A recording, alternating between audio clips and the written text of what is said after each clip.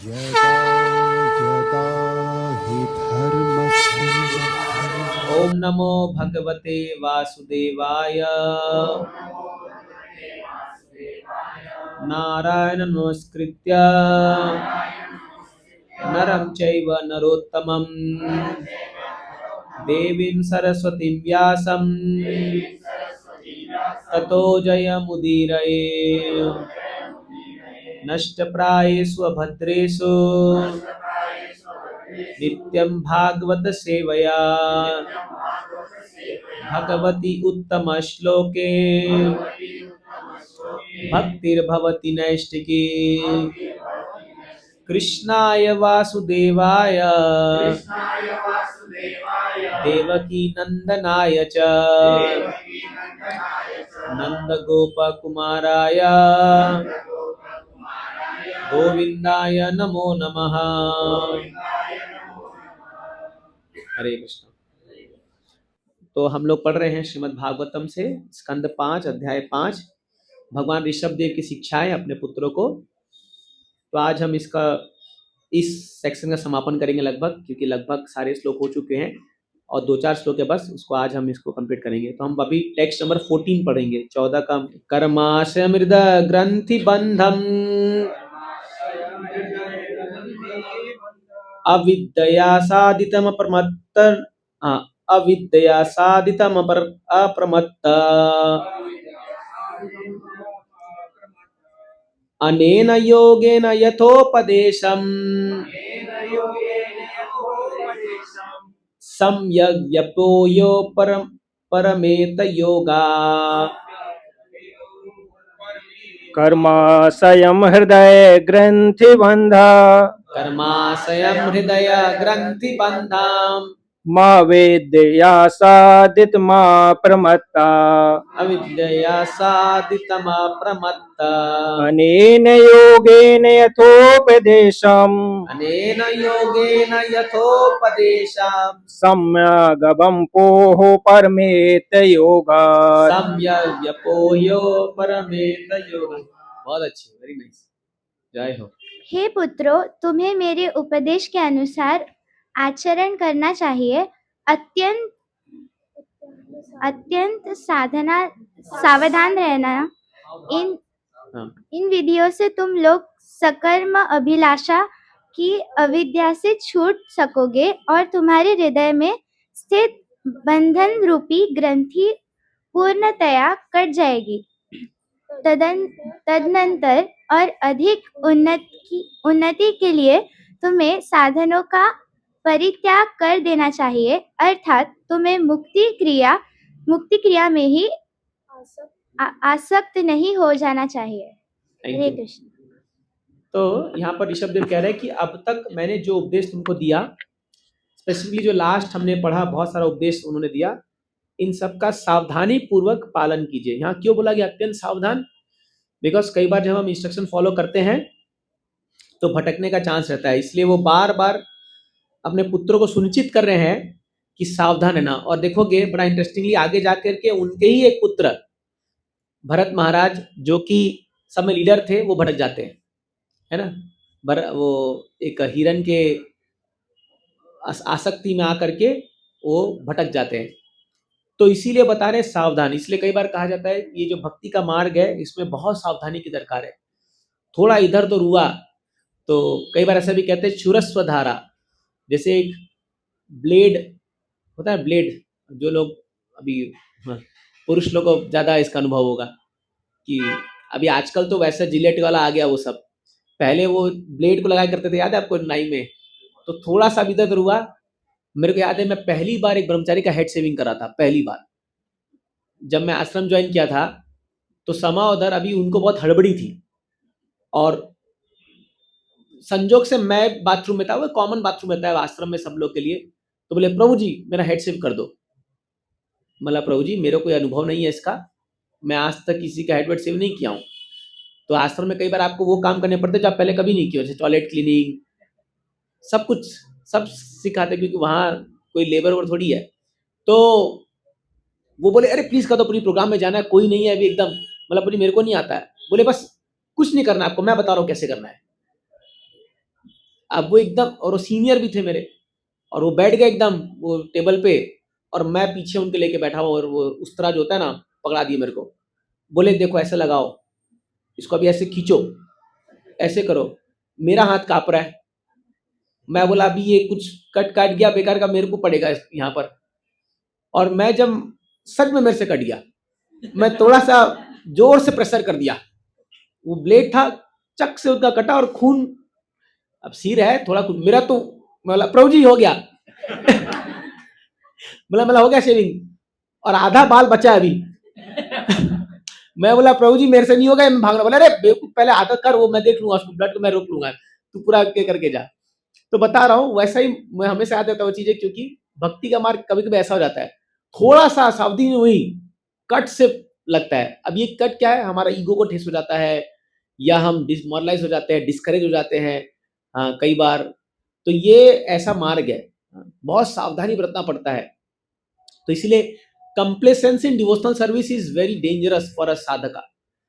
कंप्लेसेंस मतलब समझ रहे कि मतलब आलसपना, या ये, क्योंकि माया पूरा घात लाके बैठी है। हमारे गुरु महाराज कहते थे कि अभी हम लोग मैराथन 1 महीना किए, हम में से कितने किए हुई पता नहीं है, पूरा पार हो गया मैराथन अभी। हाँ, तो कई लोग तो किए नहीं, कि जो भी है, लेकिन गुरु महाराज हमेशा कहते थे कि माया इज ऑन मैराथन 365 डेज। तो 365 दिन वो घात लाके बैठी हुई है, कब ये बंदा गड़बड़ी करेगा और मैं इसको अटैक मारूंगी एकदम।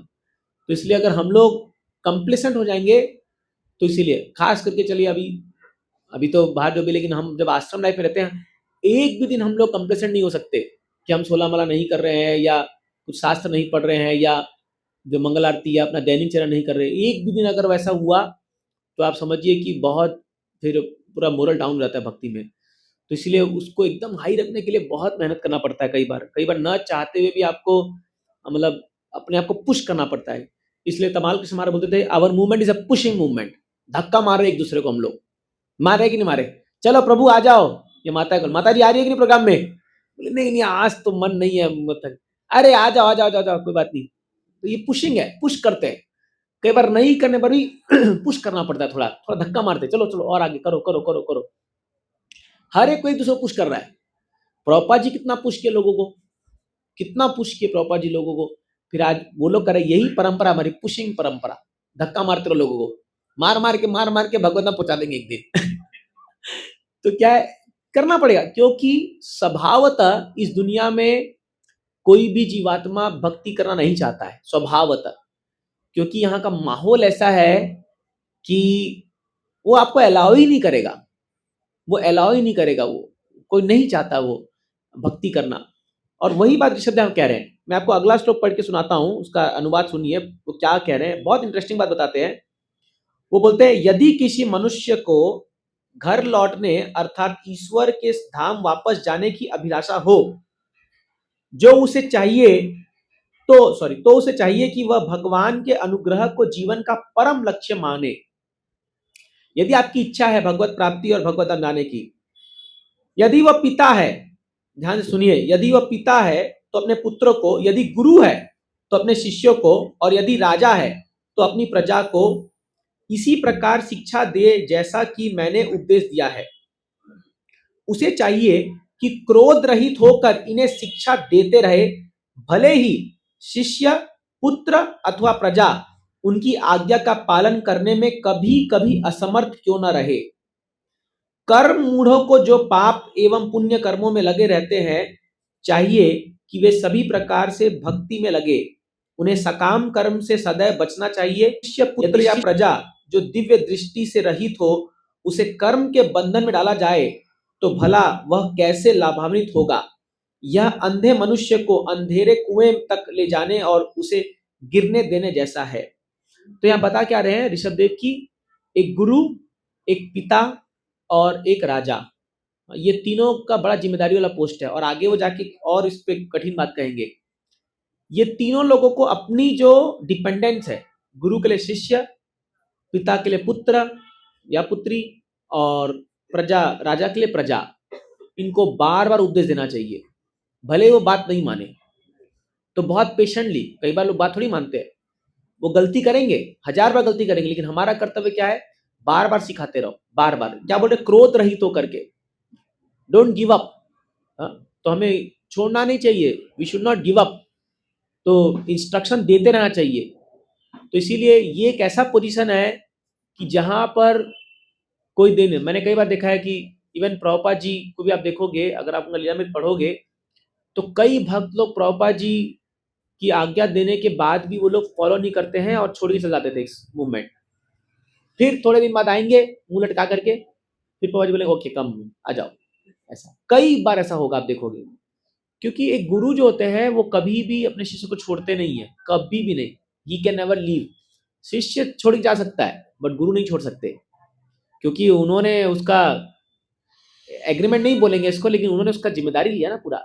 उसी प्रकार माँ बाप थोड़ी अपने बच्चे को छोड़ देते हैं, भले वो कितना नालायक निकल जाए, वो कितना ही दुर्व्यवहार कर ले, कुछ भी कर ले, लेकिन माता पिता हमेशा आप देखोगे वो हमेशा चाहेंगे कि अगर आज भी वो वापस आ जाए तो उसको अपना लेंगे, अपना लेंगे। कितना भी गलती कर ले वो, कितना भी गलती कर ले वो, उसको एक्सेप्ट करेंगे।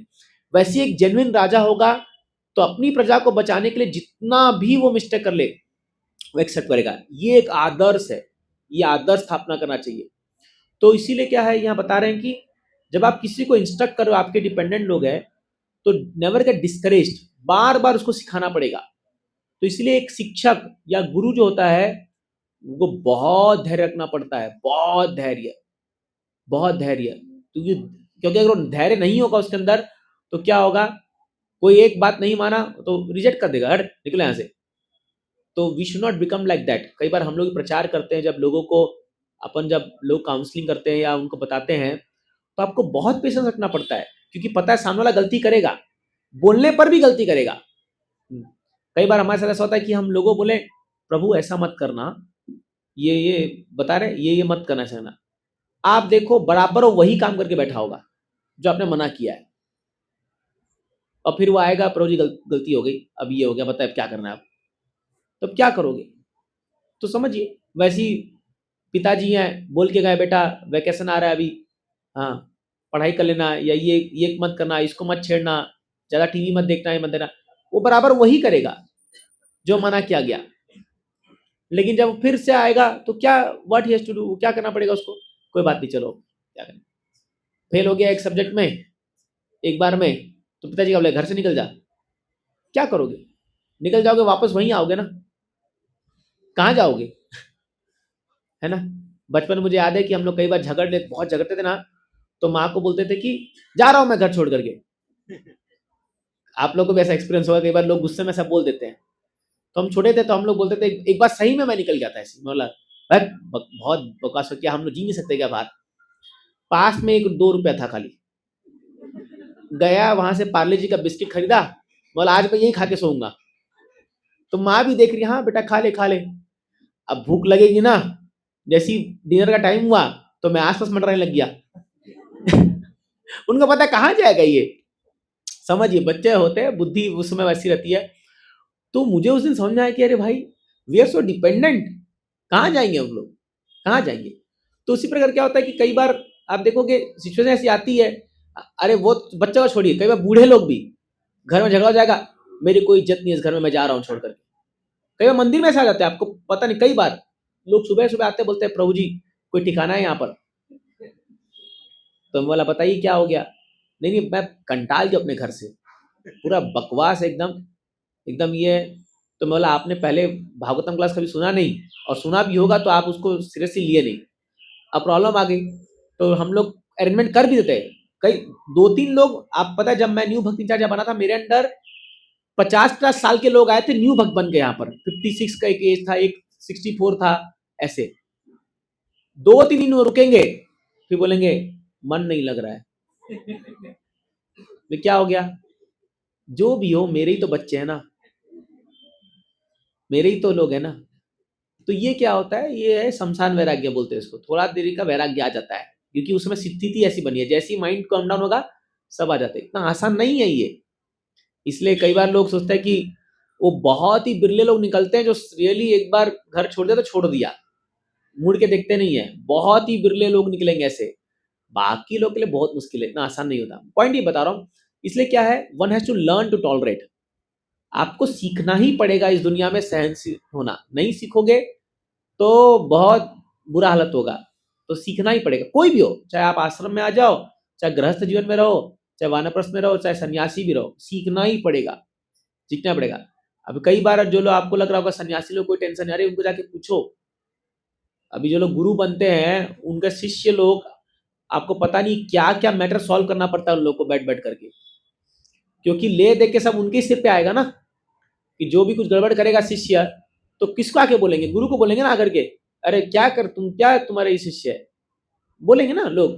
तो इसलिए कई बार हम लोग को लगता है कि ये लोग बड़े ऊंचे पद पे बैठे हैं, देखो खाली गार्लैंड मिले जा रहा है। अरे एक एक फूल का बहुत वैल्यू कीमत है जो हमको पे करना पड़ता है, पता है आपको? इसमें जितना माला जो पहनाते ना उसको, मैं, ये मेरा अनुभव है पिछले 15-16 साल में इस्कॉन में देखा है, जिसको भी बहुत सम्मान मिला है उसको उतना प्राइस पे करना पड़ा है। इतना आसान नहीं होता। तो इसलिए कई बार लगे हाँ बढ़िया, तो गार्लैंड देखो कितना सम्मान मिल रहा है, मस्त है, ये है ये है। बट एक एक फूल बहुत कॉस्टली है। आपको तो 5 रुपए मिल जाएगा मार्केट में, हम लोग को इसका लाखों लाखों पे करना पड़ता है। कैसे? अपना खून जला करके, कि जो माला पहनाएगा वो 2 घंटा आके खाएगा हमारा दिमाग, है कि नहीं है? आप समझिए इस बात को। याद रखिए, इस दुनिया में कोई भी आपको व्यक्ति कोई कुछ देता है ना, कोई भी चीज आपको दे रहा है, उसका रिटर्न देना पड़ेगा आपको, पूरा सूद समेत देना पड़ेगा। हाँ, मैंने सुना है nothing is free in this world, nothing is free in this world. तो आप करेंगे हमको भी आप लोग फ्री में एजुकेशन दे रहे हो, तो आप दे रहे हो ना। सोचो, आपको सिखा सिखा के हम लोग ने आपका चाय छुड़वा दिया, सारी आदतें छुड़वा दी, आपका रेस्टोरेंट बंद करा दिया। कितना त्याग कराया आप लोग से, हम लोग ने कराया कि नहीं कराया? कई लोग हैं 16 माला करने लगे, उनका पूरा शेड्यूल बदल दिया, पूरी जिंदगी बदल दी लोगों की हमने, मतलब इस्कॉन ने। तो कितना सैक्रिफाइस कर रहे हैं हम लोग। तो कोई भी चीज जो आप ले रहे हो उसके बदले में आप कुछ दे भी रहे हो, ये मतलब ये है। तो उसी प्रकार से हम भी जब आध्यात्मिक ज्ञान को ले रहे हैं गुरु से या उसके, तो उसके बदले में हमको भी उतना तपस्या देना पड़ेगा। आज नहीं दोगे तो बाद में देना पड़ेगा। तो इसीलिए शास्त्र कहता है कि हम सब ऋणी हैं। हम हमारे वेदास के ऋणी हैं, हमारे गुरुजनों के ऋणी हैं, हम देवताओं के ऋणी हैं, हम हमारे फोरफादर के ऋणी हैं, माता पिता के ऋणी हैं हम लोग। जब भगवान कृष्ण जाते हैं मथुरा में और वसुदेव देवकी उनसे मिलते हैं, तो भगवान अपने देवकी के गले लग लग करके बहुत रोते हैं कृष्ण, और क्या बोलते पता है उस समय? कि मुझे माफ करना कि मैं 11 साल तक, क्योंकि 11 साल भगवान थे वृंदावन में, मैं आपकी सेवा नहीं कर पाया। और उसमें भगवान एक श्लोक बोलते हैं, इस श्लोक को कॉपी पेस्ट करके मैंने मेरे सारे भाई बहन को भेजा है। बोलते हैं, जो पुत्र अपने माँ बाप को पालने में असमर्थ होता है, असमर्थ मतलब या वो नहीं पालता है उनको अपने सामर्थ्य से, तो उसको अगले जन्म में अपना ही मांस खाना पड़ेगा। ये भागवतम का 10वां श्लोक है। He has to eat his own flesh in the next life। इसका क्यों बोला गया? क्योंकि उसको जो शरीर मिला है उसके माता पिता से मिला, लेकिन उसने उसका टेक केयर नहीं किया, तो उसको ऐसा भुगतान भगवान बोलते हैं। इसलिए वो माफी मांगते हैं देवकी और वसुदेव से कि मुझे माफ कर दीजिए, मैंने अपना पुत्र धर्म नहीं निभाया। और फिर वो बोलते हैं, बताइए आपके लिए क्या करना है। इसीलिए भगवान मथुरा में कुछ साल तक रह करके देवकी और वसुदेव, हालांकि भगवान का मन पूरा वृंदावन में था। यशोदा और नंद महाराज तो आपको पता नहीं, नंद महाराज कितना दिन वेट किए मथुरा में वापस लाने के लिए कृष्ण को। जब भगवान गए ना, तो यशोदा माँ तो रोते रोते रह गई, बट नंद महाराज साथ में गए थे। और वो इतना मार्मिक दृश्य होता है जब नंद महाराज कन्विंस करते हैं, और जब लास्ट बार नंद महाराज बोलते हैं कि तुम चलोगे कि नहीं मेरे साथ, तो नंद महाराज बोलते हैं कृष्ण को कि देखो, अगर तुम नहीं गए, मेरे साथ नहीं आए, मैं वादा करके आया हूं सारे व्रजवासियों को कि मैं लेके आऊंगा कृष्ण को, मेरा बात नहीं टालेगा। तुम नहीं गए तो मैं कदम नहीं रख पाऊंगा वृंदावन में।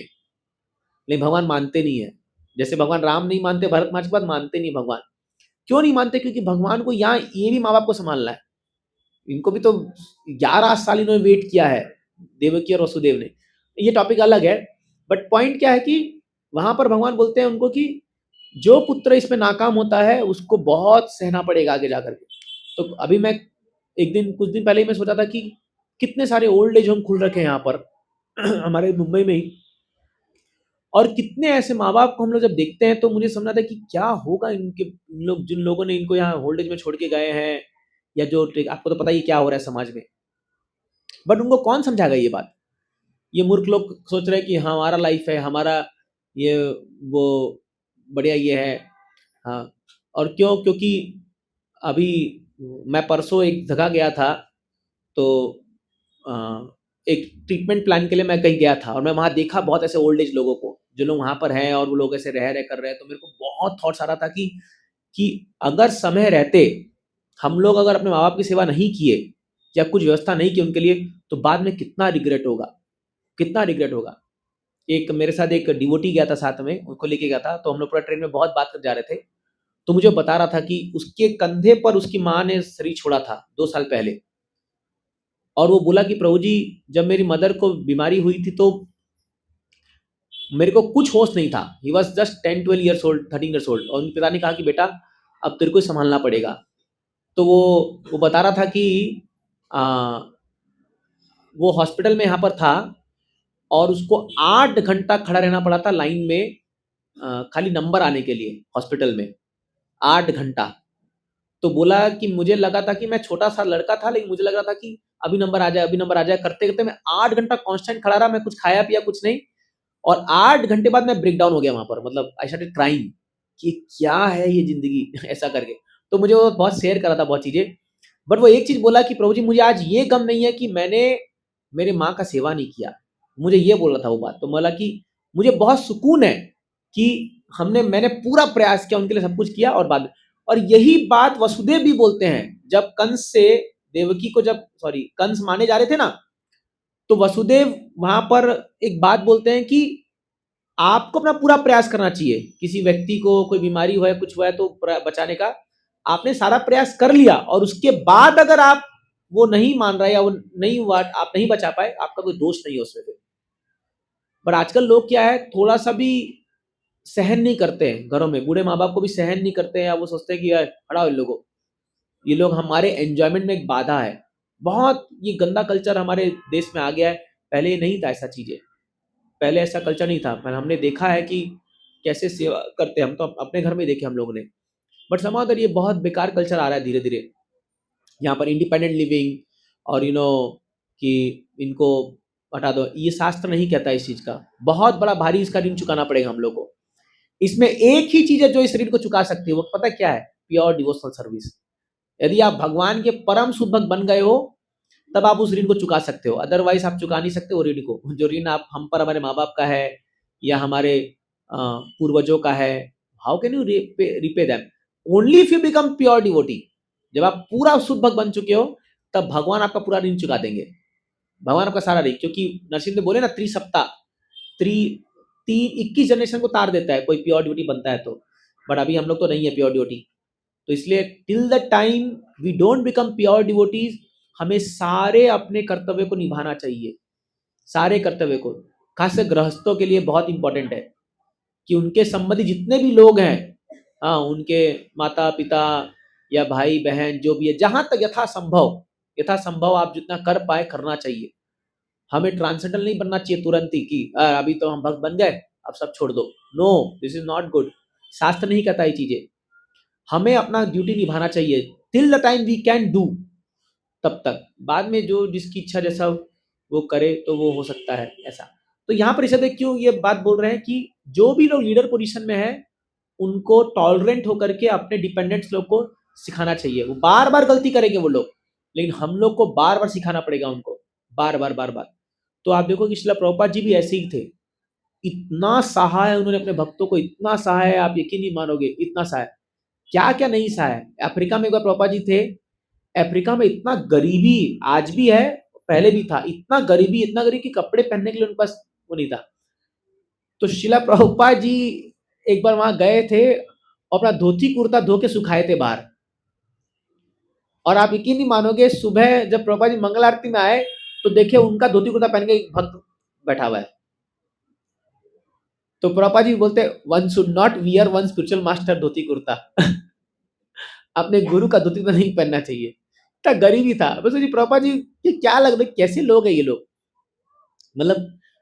तो आप यकीन मानोगे प्रभुपाद जी ने इवन ऐसे डिसाइपल लोग के साथ, अभी देखिए जब प्रभुपाद जी जब पहली बार दीक्षा दिए ना, तो प्रभुपाद जी डायरेक्ट नहीं बोले कि ये 4 नियम पालन करना है। तो प्रभुपाद जी दीक्षा देने के बाद नोटिस बोर्ड में लिख देते हैं कि all those devotees who are initiated should follow these principles. क्योंकि अमेरिका में साइन बोर्ड बहुत चलता है, अगर साइन लिखा हुआ है तो लोग मानते हैं, भारत में नहीं चलता ये। अभी ये श्रुत कीर्ति पर लोग आए थे ना, पता है आपको, तो मुझे एक डिवोटी बता रहा था, तो उनको कार में लेकर के वो घुमा रहे थे ये अपने मुंबई में। तो वो जब ड्राइव कर रहे थे, बगल बैठे थे, तो ड्राइवर बता रहा था मेरे को, बोला प्रभु जी इतना परेशान हो, बोले what is this, why this car is coming from here. तो पूरा वो हैरान हो गए कि ये अरे सिग्नल तोड़ के जा रहा है ये, वो उतावले हो रहे हैं। तो बोले प्रभु जी यू आर इन इंडिया। हाँ, तो लिटरली ऐसा होता है यहाँ पर, आप देखोगे ना, हम लोग भी कई बार तोड़ते हैं, कौन फॉलो करता है रूल्स को, सब तोड़ के आते हैं। तो बोला I can't believe how you people live here. बोले यू कैन नेवर बिलीव, बोले this is transcendental land of Krishna. यह सब कुछ दिव्य है। इसलिए जब अमेरिकन से आते हैं ना, तो बहुत सारे भक्त लोग आते हैं अमेरिकन से ना, वो लोग बहुत गौर से करते, कभी अगर बगल में बैठ के हमारे ड्राइविंग में बोलते सही सलामत ले आना बस प्लीज। तो उनको ना, आपको थोड़ा जोकिंग बता रहा हूँ, उनको ना वो थे और उनकी वाइफ थे। अब ये लोग पूरा अमेरिका में रहे हुए हैं पूरा, कभी कभी साल में एक आध बार इंडिया आते हैं। तो उनकी वाइफ जो है, उनको सडनली रात को कुछ कोल्ड, कुछ आइसक्रीम टाइप का कुछ खाने का मन हुआ कुछ। अब क्या है, वो लोग भी अमेरिकन से, उनको बहुत गर्मी में लगता है, तो उनको थोड़ा सा ये है, तो बोले I want to eat something, कुछ है तो अच्छा। तो अब रात को 10 बजे, तो अपना गोविंदास सुनना तो सब बंद हो गया था। तो वो जो हमारे भक्त है, वो बोला चलिए मैं आपको कहीं लेके जाता हूँ, देखते हैं कहीं पर कुछ मिलेगा। अब जैन कहना पड़ेगा, विदाउट ऑनियन गार्लिक से जाना पड़ेगा। तो एक डिवोटी उनको लेके चला गया एक टपरी के पास, मतलब एकदम वो है, और वहां पर आपको पता रात को कैसे भीड़ लगी होती है, वो सब जो डोना में खाने वाले लोग। तो माता जी को बोला here is a very nice place for you too. बोले व्हाट इज दिस। बोले तुम खाओ, मैं उतरूंगी नहीं यहां से। बोले अगर मैं यहां खा ली ना तो कल बीमार पड़ जाऊंगी। उनका ही भाव था। तो अब इसका भी खोपड़ी होंगे, अरे भाई अब मैं कहाँ लेके जाऊं इनको अभी रात को ये सब खिलाने के लिए। तो फिर उनको एक नेचुरल्स का शोरूम दिखा, बोले here you get natural ice cream, खाओ लो जाओ।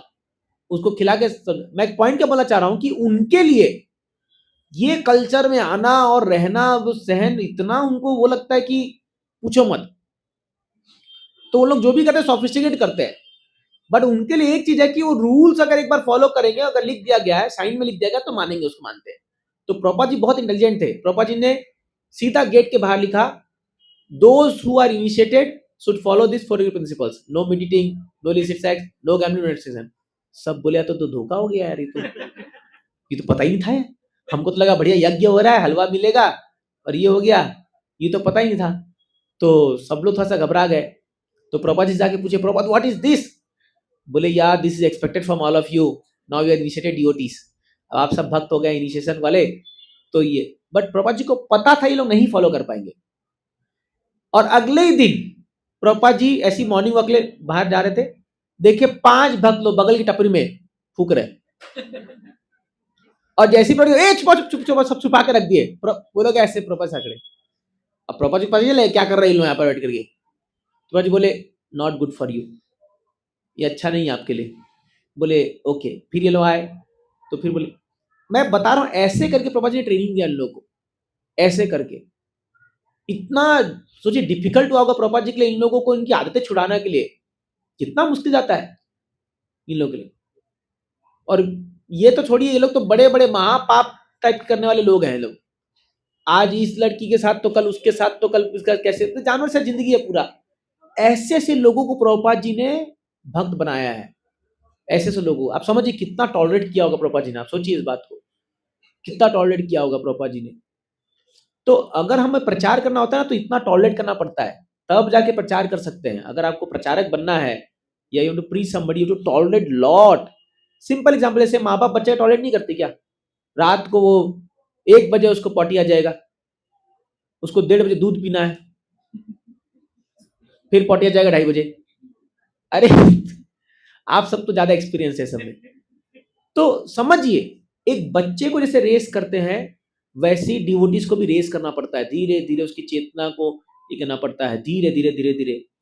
तो क्या है, इसीलिए प्रचार करना आसान नहीं होता है, ये बहुत मुश्किल है। इसीलिए जो लोग प्रचार करते हैं वो भगवान को बहुत प्रिय होते हैं। भगवान कहते हैं ना गीता में, न च तस्मात् मनुष्येषु कश्चित् मे प्रिय कृततमः। जो लोग मेरे नाम का प्रचार करते हैं, मेरे गीता के बारे में लोग बताते हैं, they are very very very dear to me. तो इसलिए प्रचारक बनना बहुत, इसलिए श्रील भक्ति ठाकुर कहते थे कि आपको 20 गैलन ब्लड बहाना पड़ेगा एक भक्त बनाने के लिए। 20 गैलन ब्लड, एक गैलन में कितना आता है? हाँ, 30 लीटर, 3 लीटर, तो 4 लीटर, चलिए एग्जैक्ट कैलकुलेशन, जो लोग गैलन में डील कर रहे हैं। तो 20 गैलन मतलब कितना हो गया? 90 लीटर। 90, 20 गैलन मतलब 90 लीटर खून आपको बहाना पड़ेगा। है उतना खून अपने अंदर? मेरे अंदर तो 2-3 लीटर ही होगा। अब 90 एक पे है, तो सोचो आप। अब आपको लगे ये खून कैसे बहाया गया जाता है? कैसे बहाया जाता है खून, बताइए आप। प्रैक्टिकली देखिए, एक आदमी को भक्त बनाने के लिए आपको, अभी हम लोग जब गीता मैराथन में बॉक्स उठा रहे कि नहीं, सब जा रहे कर रहे, तो एक आदमी को एक गीता पहुंचाने के लिए कितनी मेहनत लगती है। वो बीबीटी से जब बुक्स आता है, कोई वहां से उठा के मंदिर में लाता है, फिर मंदिर से उठा करके गोडाउन में से लाते हैं यहाँ पर, फिर कोई वहां से उठा करके यहाँ आपके घर में आएगा, फिर आपके घर से आप उठा करके किसी को देने जाओगे। कितना खून जल रहा है कि नहीं जल रहा है? जल रहा है कि नहीं जल रहा, बताइए खून। अब वो भक्त बन गया मान लो। फिर जब वो एक सत्संग कार्यक्रम आता है, इसमें कितना खून जल रहा है? जो लोग कुकिंग कर रहे हैं वहां पर साथ, उनका भी खून जल रहा है। हाँ, यहाँ पर जो कीर्तन मृदंग बजा बजा के बेचारा अपना हाथ फोड़ रहा है, उसका भी खून जल रहा है। यहाँ हम जो 1 घंटा पूरा भया भया बोले जा रहे हैं, यहाँ भी खून जला रहे हैं। तो मैं क्यूमिलिटी बता रहा हूं, अगर सबका थोड़ा थोड़ा 200-200 ml खून जोड़ लोगे तो हो जाएगा। प्रैक्टिकल है, 20 गैलन। उसके बाद वो भक्त बन गया, ठीक है। अरे अभी भक्त बना थोड़ी, अभी तो चालू किया है, 1 माला करेगा, 2 माला करेगा। फिर जब समस्या आएगी और वो काउंसलर का जाके 1-1 घंटा दिमाग खाएगा, तब सबसे ज्यादा खून जलाता है वो। तब काउंसलर मन करेगा इसको 2 चपाट लगाऊंगा। तो खून जल रहा है, बर्न हो रहा है, बट कुछ कर नहीं सकते। कोई बात नहीं, बोलिए बोलिए बोलिए। हाँ बोलिए। देखिए बता रहा, हंसी बात अलग है, लेकिन बहुतों का खून जलता है एक व्यक्ति को भक्त बनाने में। इसीलिए मैं क्या आपसे निवेदन कर रहा हूं, कोई ऐसा काम नहीं करना चाहिए जिससे भक्त लोग हमसे दूर चले जाएं। एटलीस्ट हमसे ऐसा कार्य ना हो जाए। इसलिए कभी भी किसी भक्तों को कुछ बोलते हैं हम लोग, कुछ करते हैं, सोच समझ के बोलिए। आप जब भी भक्तों को कुछ पिन पॉइंट कर रहे हैं या टारगेट कर रहे हैं या ईर्ष्या हो रही है, आप खाली इतना याद रखिए स्टेटमेंट को कि इस भक्त को यहां तक लाने के लिए 20 गैलन ब्लड उड़ा चुके हैं हम लोग, 90 लीटर खून हम जला चुके हैं, और अभी मेरे एक वाक्य से ये 90 लीटर खून जो है वो पानी बन जाएगा। करेक्ट है कि नहीं है? इसीलिए भक्त लोग बहुत प्रीशियस होते हैं। आप सब बहुत प्रीशियस है कि आपको भी यहां लाने के लिए बहुतों खून जला है, जला जा चुका, और जल ही रहा है अभी, और जलेगा भी। तो समझिए how duties are so precious, they are so dear to lord. तो इसीलिए whenever we deal with devotees we should be extremely careful. extremely means extremely। हमसे जाने जाने में कोई ऐसा बात ना निकल जाए या कुछ ऐसा गलती ना हो जाए जिससे इनका भक्ति में उत्साह कम हो जाएगा। Never we should do that, never never. तो अगर हम कुछ नहीं कर रहे कंट्रीब्यूट, कोई दिक्कत नहीं है अगर हम लोग को नहीं, तो बट ये काम लगे। कई बार क्या होता है, हम लोग बिकॉज ऑफ आवर कैरलेस नेचर हम लोग ऐसा व्यवहार करते हैं कि सामने वाला व्यक्ति बहुत डिस्करेज हो जाता है। अरे क्या है ये, व्हाट इज दिस, क्या भक्ति, ये सब बकवास है, सब ये वो है। तो अभी जैसे कल वहाँ गौशाला में क्लास हुई, उसके बाद मुझे एक व्यक्ति मिला, तो बोला आज से 30 साल पहले मैं भी एक आश्रम में था। क्योंकि वो बार बार मुझे ही देख रहा, मुझे पूछ रहा है कि आप कितने साल से आश्रम में? मैं बोला अभी तो हो गया 10 साल हो गया, चल रहा है, अब आपकी कृपा रहेगी तो और आगे बढ़ेंगे। नहीं कृपा तो है लेकिन देखते हैं। तो बोला मैं 30 साल पहले एक आश्रम में था। बोला दिखते तो नहीं आप ऐसे। बोला था, मैं बहुत मजा आया मेरे को 3 साल बाद मेरे को 3 गुण पकड़ लिए। तो फिर वो बताने लगा वहां की स्टोरी। अब वो बोला, वो इंडिकेट क्या कर रहा था, कहीं आपका भी तो ऐसा नहीं है? वो एकदम बोला मुझे पता है सब जगह ऐसा होता है, मतलब मैं समझ गया कि ये भूंजा हुआ चना है, मैंने फ्राइड आउट हो चुका है पूरा। He was a very good spiritualist person but he got fried out. एक होता है फायर्ड अप, बोलते हैं ना फाइड अप डिवोटी, आग में एकदम वो है, और एक होता है फ्राइड आउट, भुंज गया बेचारा, जल गया पूरा वो। तो इसीलिए अगर कढ़ाई में तेल अच्छा होगा तो फायर्ड अप हो जाएगा, वो फूलेगा, और अगर तेल नहीं पूरा भुजा दिया उसको तो जल के वो हो जाता है, खत्म हो जाएगा पूरा। कई बार जब हमारे मूवमेंट में लोग आते हैं, भक्त बनते हैं और वो अपने आप को आजमाते हैं, they are very happy in the beginning, but over the time वो सेवा कर करके फ्राइड आउट हो जाते हैं, और अंत में क्या बोलते हैं, मेरे को यूज कर लिया गया है, I have been used by this devotees, ये शब्द आते हैं उनके मुंह से, मेरे को एक्सप्लॉइट किया गया है यहाँ पर। मैं बता रहा हूं आपको, जबकि वो खुद अपने मर्जी से किया है, वो हाँ खुद अपनी मर्जी से। मैं आपको कई ऐसे, अभी क्या है मैं थोड़ा खुला बोलने वाला हूँ थोड़ा, मैं तो आपको ऐसे भक्त मिला दूंगा, 15-15 साल हो गया उनके साथ, बैठो आज आप एक बैठो, जब वो अपनी दिल की व्यथा खोलेंगे ना आपके सामने, बोलेंगे यार इससे सुखी तो मैं हूं, जबकि ये दुनिया को दिखा रहा है कि मैं सबसे सुखी आदमी हूं। तो वाई दिस हैपेंड, क्यों ऐसा हुआ? बिकॉज सावधान, वो अपने भक्ति को ध्यान नहीं दिया। तो इसीलिए मैं बार बार लोगों से कहता हूं कि अपने भक्ति को बचाइए, इसको बचाइए। कई बार हम लोग even in the devotional circle also, हम लोग because of our insensitive nature और कैलसनेस, हम लोग माया से खिलवाड़ कर बैठते हैं, माया से लड़ बैठते हैं जाने अनजाने में, और माया पूरा हम लोग का चटनी बना करके पूरा हमको फाइड आउट कर देती है पूरा एकदम। तो क्या होगा फिर, आप ही लोग 5-10 साल बाद जाके बोलोगे, फिर मान लीजिए कोई अगर इस प्रोग्राम में आ रहा होगा और आप उसको रास्ते में मिल गए, मान लो you are one of the fried out devotees, और आप रास्ते मिले, कहाँ जा रहे हो? अरे ये दत्ता गणेश मंदिर जा रहे हैं, सत्संग है। अच्छा यहाँ जा रहे हो क्या? अच्छा, जाओ जाओ जाओ जाओ, नए हो ना, जाओ, 2 साल बाद मिलना। लिटरली आप, मैं सुना हुआ ऐसे लोगों से, मैं जब मैं नया नया भक्ति में जुड़ा था, तो मुझे 5-10 साल प्रैक्टिस किया हुआ एक डिवोटी मेरे को मिला, 5-10 साल एक ही साल में से, हाँ मेरे से एक सीनियर डिवोटी थे। अब मैं भगवान की कृपा से मैं डे 1 से फायर्ड अप था, क्योंकि समा उधर हो सकता है वो कुछ भी है, तो वी आर वेरी एंथुसियास्टिक, जो भी कुछ हो, हम लोग ऐसा हमारा खुमार चढ़ा हुआ था भक्ति का कि हम लोग आग में देखते नहीं थे। तो मैं, वो मेरे से सीनियर थे 1 साल, एक दिन मेरे को बुलाते हैं, वो बोलते हैं मुझे लग रहा है तुम कुछ ज्यादा ही भक्ति कर रहे हो, इतना नहीं करने का, थोड़ा काम डाउन। मतलब प्रभु जी मुझे लगा आप उल्टा बोलोगे, मुझे तो लग रहा है मैं कम कर रहा हूँ, ज्यादा करने, नहीं नहीं नहीं, इतना थोड़ी करते हैं, इतना नाचने का थोड़ी है, इतना क्यों जम मारे हो, थोड़ा इतना मारो। मेरा तो दिमाग ही घूम गया, मैं बोला ये क्या प्रीचिंग कर रहा है मेरे को। मान लो अगर आपको अभी कोई बोला कि बोले आप बहुत भक्ति कर रहे हो, अभी नहीं मत करो माला, तो आपको डाउट होगा ये क्या है बोल रहा है मेरे को, हमको तो और करना चाहिए। और 2 महीने में वो प्रभु जी निकल गए, सेंटर से निकल गए वो। तो फिर मैं पूछा क्या इनको प्रॉब्लम था क्या, कि मैं तो नया नया था। अब नए में आपके लिए सभी महान परमहंस ड्यूटी होते हैं, जिसको भी देखो प्रणाम प्रभु जी, प्रभु जी दंडवत प्रणाम। कई बार नए लोग मंदिर में आते हैं ना, तो हम लोग को भी दंडवत प्रणाम करते हैं सैफरन देकर के, प्रभु जी ओ आप प्योर ड्यूटी हो अवतार, मतलब तू 1 साल रुक, पता चलेगा तेरे को क्या है हम लोग।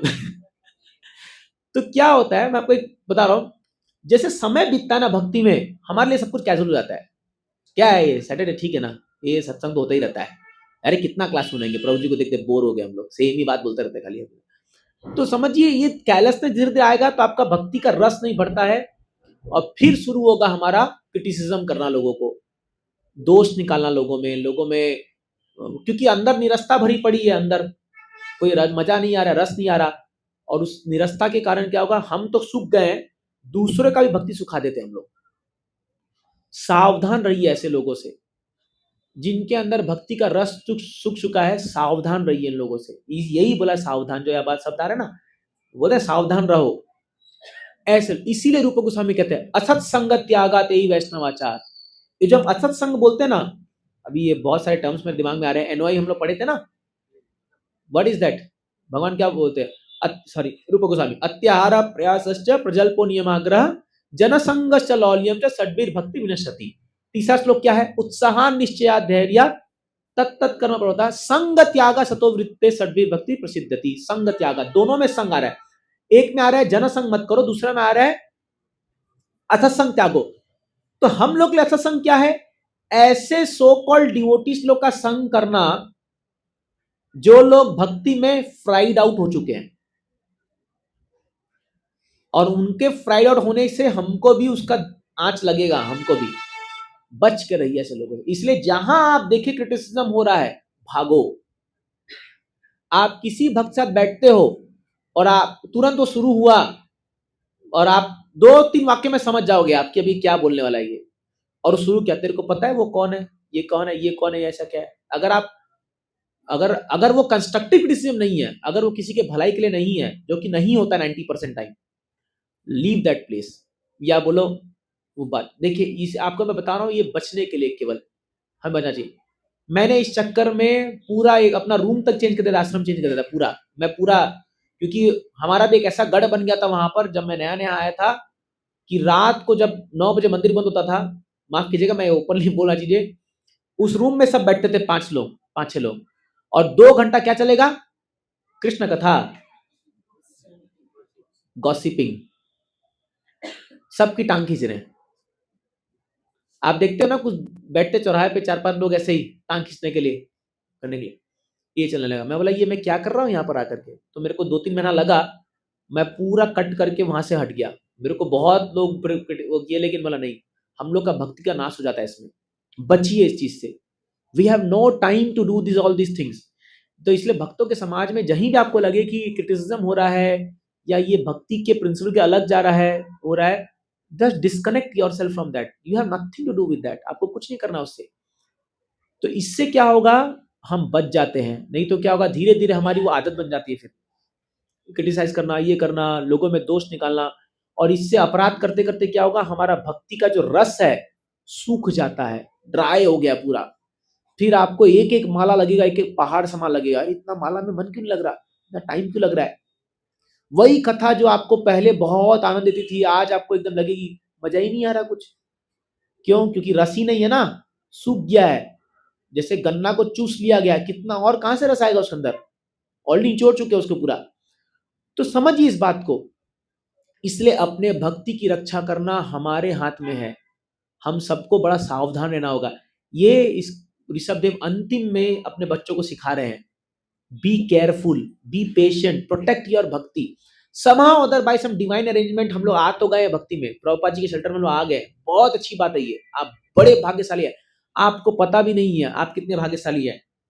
तो आज कुछ बिल्डर लोग से मेरी मीटिंग की चर्चा हो रही थी, तो वो लोग बोल रहे थे कि अगर हमें हमारा पैसा नहीं मिला तो हमें आप जैसा बनना पड़ेगा, वो ऐसा बोल रहे थे। वो बोलने लगे अगर हमें पैसा नहीं मिला, हमको मंदिर आकर तिलक लगा के बैठना पड़ेगा। बोला पहले अगर आ गए होते तो अभी तक टेंशन नहीं आती आपको इतना। वो मेरा मुंह देखते रह गया। मतलब आपका हालत तो मेरा देखो, मतलब मैं डायरेक्टली बोला, मैं तो शांति से बैठा हूं जब मेरे कुछ नहीं है, और आप देखो इतना करोड़ों का मालिक होके भी आपका हाल देखो।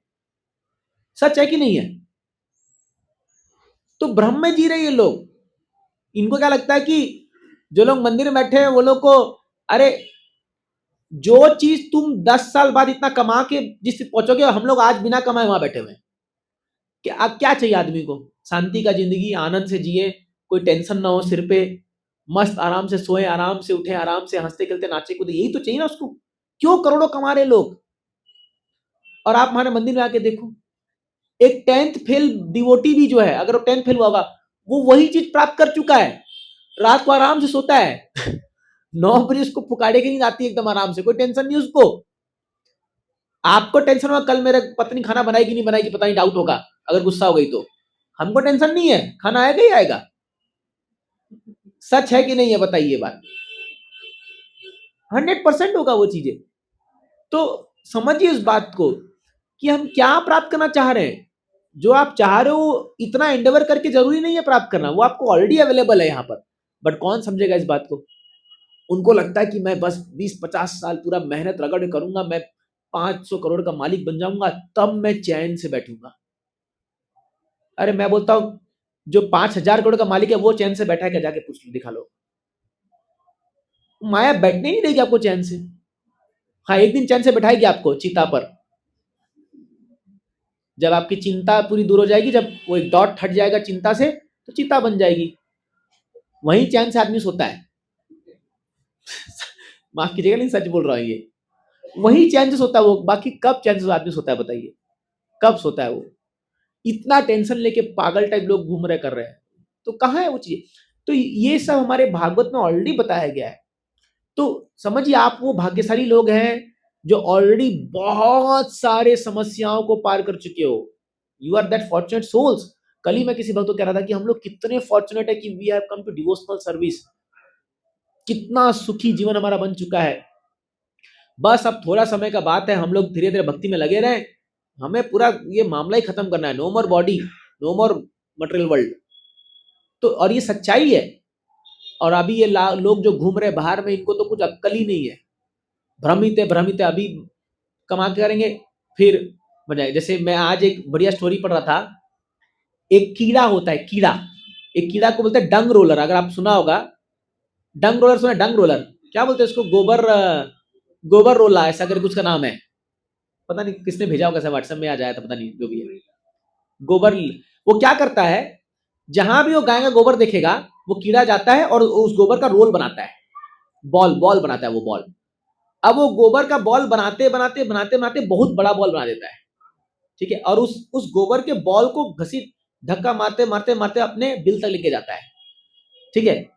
जब वो बिल के पास पहुंचता है तब वो देखता है यार बहुत बड़ा बॉल बन गया, ये तो घुस ही नहीं रहा है। तो बहुत प्रयास करता है इसको घुसाने का, घुस, बॉल को घुसा, घुस घुस घुस, घुसता ही नहीं है। थक हार के बोलता है बट पड़ेगा तू बाहर, मैं जा रहा हूं। वो गोबर का जो है उसको बाहर छोड़ के चला जाता है अंदर। समझे मैं क्या बोल रहा हूं? हम लोग भी जीवन में ऐसे ही करते हैं। बहुत बड़ा बड़ा बड़ा बड़ा घर, बड़ा गाड़ी, बड़ा बड़ा बड़ा बड़ा बड़ा। अंत में लगता है यार लेके जाना ही नहीं है कुछ, सब छोड़ो, चलो मैं निकलता हूं। समझ रहे बात को? हंस रहे हम लोग, गंभीरता से सोचिए। हम लोग कुछ ऐसा ही नहीं कर रहे इस दुनिया में। हमको हम उसके खिलाफ नहीं है कि आप मत कमाइए। आप सोचेंगे प्रभु जी हमेशा ऐसे ही बोलते हैं, पूरा डिटैचमेंट ला आगे। बट समझिए इस बात को, जितना समय हम वेस्ट कर रहे हैं एक्सेसिव चीजों में, अगर वो चीज हम लोग इस चीज में लगा लेते भजन और अपने कीर्तन में, तो वो अभी कल मैं एक बहुत सुंदर श्लोक पढ़ा, आपको बताता हूं। वो बताते हैं, ऐसा श्लोक याद नहीं आ रहा, कि आप 100 काम को छोड़ करके, आप 100 काम को छोड़ करके भोजन समय में करना चाहिए। मतलब अगर आपके पास 100 काम है, ये करना है वो करना है, तो उस 100 काम को छोड़ करके भोजन समय में करना चाहिए। आप 1000 काम छोड़ करके समय पे नहाना चाहिए। 1000 काम अगर आपका है तो बोलते हैं छोड़ करके सबके एक बार तो नहाना ना। दिन में 3 बार आपको खाना है, लेकिन एक बार नहाना है। हमको 3 बार नहाना पड़ता है। तो मेरे घर में सबसे बड़ी प्रॉब्लम है, जब मैं आता हूं तो मेरी माँ बोलती तू कितने बार नहाता है? क्योंकि जब भी वो भोजन, हमारा गायत्री का समय होता है ना, जब भी भोजन का समय आता है तो मैं बोला रुको पहले मैं स्नान करके आता हूँ। अरे गजब है, बार बार स्नान ही करते रहते हो, बाथरूम में जिंदगी बिताते हो क्या? तो वो लोग बड़े परेशान है हम लोग से, वो लोग, है ना। तो पहले तो हम लोग ट्रेन में भी स्नान कर लेते थे। ट्रेन में आप जाओ किसी भक्त के साथ, देखो सुबह सुबह धोती चेंज कर रहे हो लोग सुबह सुबह उठ करके, कि क्या करें, हम लोग आदत ऐसा पड़ चुका है। तो बोला 100 काम छोड़ करके जो है आप भोजन कीजिए टाइम पे। 1000 काम आप छोड़ करके जो है आप स्नान कीजिए। और बोलते 1 लाख काम छोड़ करके, 1 लाख काम छोड़ करके दान देना चाहिए। अगर आपको मान लो कोई दान लेने वाला व्यक्ति आ गया, कोई अगर आपको दान देने कोई भिखारी या कोई भी आ गया, तो आपका 1 लाख सब काम छोड़ करके दान, दान की महिमा है। और फिर वो बोलते हैं 1 करोड़ काम छोड़ करके हरि का भजन करना चाहिए। ये श्लोक है, 1 करोड़ काम। इतना तो आप काम भी नहीं गिन सकते। लोग बोलते हैं मुझे बहुत काम है, गिनाओ कितना काम है। तो बोल रहे 1 करोड़, 1 कोटि लिखा गया, 1 कोटि काम को त्याज करके भगवान का भजन करना चाहिए। लेकिन हम लोग का पॉलिसी तो उल्टा है। अपन 1 करोड़ काम पहले दिन में करेंगे, फिर रात को भजन करेंगे। कई बार माला रात को शुरू होती है 11-12 बजे ये होती है, बिकॉज हम लास्ट पैटी दे रहे हैं। क्यों ऐसा शास्त्र कह रहा है? ये तो एक क्या बोलेंगे, एक प्रकार से वो दिशा दिखा रहा है हमको इस दिशा में कि कब प्राण छूट जाएगा समय में समझ में नहीं आ गया। हमारा टाइम नहीं है हमारे पास, इसलिए बता रहे, इतना इंपॉर्टेंट है ये हरि भजन करना, भगवान का भजन करना। 1 करोड़ काम छोड़ सकते हैं इसके लिए हम लोग, है ना। तो इसीलिए तो समझिए इस बात को कि शास्त्र इसको बार बार पॉइंट कर, लेकिन ये बहुत बुद्धिमान लोग समझ पाते हैं इसकी वैल्यू को। और ये दुनिया में जितने भी लोग भटक रहे हैं यहाँ पर, आप देखिए वो लोग जो है, वो लोग नहीं समझ सकते इस पॉइंट को, इसको नहीं समझ सकते। मैं आज एक एडवर्ड के पास भी गया था, तो घुसते मेरे को क्या प्रश्न पूछा कि मेरे को एक डिवोटी लेके गए थे, वो मेरे को इनवाइट, वो इंट्रोड्यूस किए, ये है सो एंड सो प्रभु जी, ये एनआईटी से इंजीनियरिंग करे हुए हैं और अभी फुल टाइम ब्रह्मचारी की सेवा कर रहे हैं। तो उनका पहला प्रश्न, सरकार ने आप पर इतना पैसा खर्चा किया, क्यों छोड़ दिया डिग्री को? मैं बोला यार ये तो पासा ही उल्टा हो गया। अब वो बोलने ही दे रहे, समाधर वो भी गीता बहुत पढ़े हुए थे, पूरा गीता उनको याद था। हम लोग जाके बैठे कुछ और काम के लिए, पहले 45 मिनट वो मेरा दिमाग खाए, आप बोलिए इसका उत्तर क्या है। मैं उत्तर बोले जाऊं तो दूसरा टॉपिक में जब मर जाए, तो बोलते बोलते बोलते थे, फिर वो अपने कहानी पे आने लगे। बोले देखो मेरी पत्नी किडनी फेल है, मेरे को हार्ट अटैक आ चुका है और मेरे को ये है। तो मेहमान बोलता तुम क्या कर ली इतना है बैठ बैठ करके। उनका उम्र अभी 67, 68, 70 तक चल रहा है, कब लुढ़क जाएंगे कोई भरोसा नहीं है, और आज भी वो ऑफिस में बैठ करके पेपर खाता कर रहा है। मैं बोला ले बता। मैं फिर मन में सोचा आप जैसे लोग को ठिकाने लाने के लिए हम लोग अपना डिग्री छोड़े। बोला नहीं, सोचा, बोलने से काम बिगड़ जाता ना। तो लोगों की ऐसी धारणा है, मतलब रियली लोग बोलते कर्मवाद, कर्म करो कर्म करो, बट कर्म किसके लिए करें? कर्म किसके लिए करें? जब अंत में सब कुछ छोड़ना ही है तो पकड़ाई क्यों था? पकड़ाई क्यों था वो चीज को? समझिए इस बात को। लेकिन लोग मानेंगे नहीं इस चीज को बहुत, इसलिए इट रिक्वायर्स मर्सी। आप पर कृपा होगी ना तभी आपको बुद्धि आएगा वो चीज कि मैं कर क्या रहा हूं। बट वो कृपा आने में बहुत टाइम लग गया तो गया पार जिंदगी में। कईयों का जिंदगी ऐसी पार हो जाता है। क्या मिला उनको? इतिहास कहा क्या मिला उनको? कुछ नहीं मिला उन लोगों को।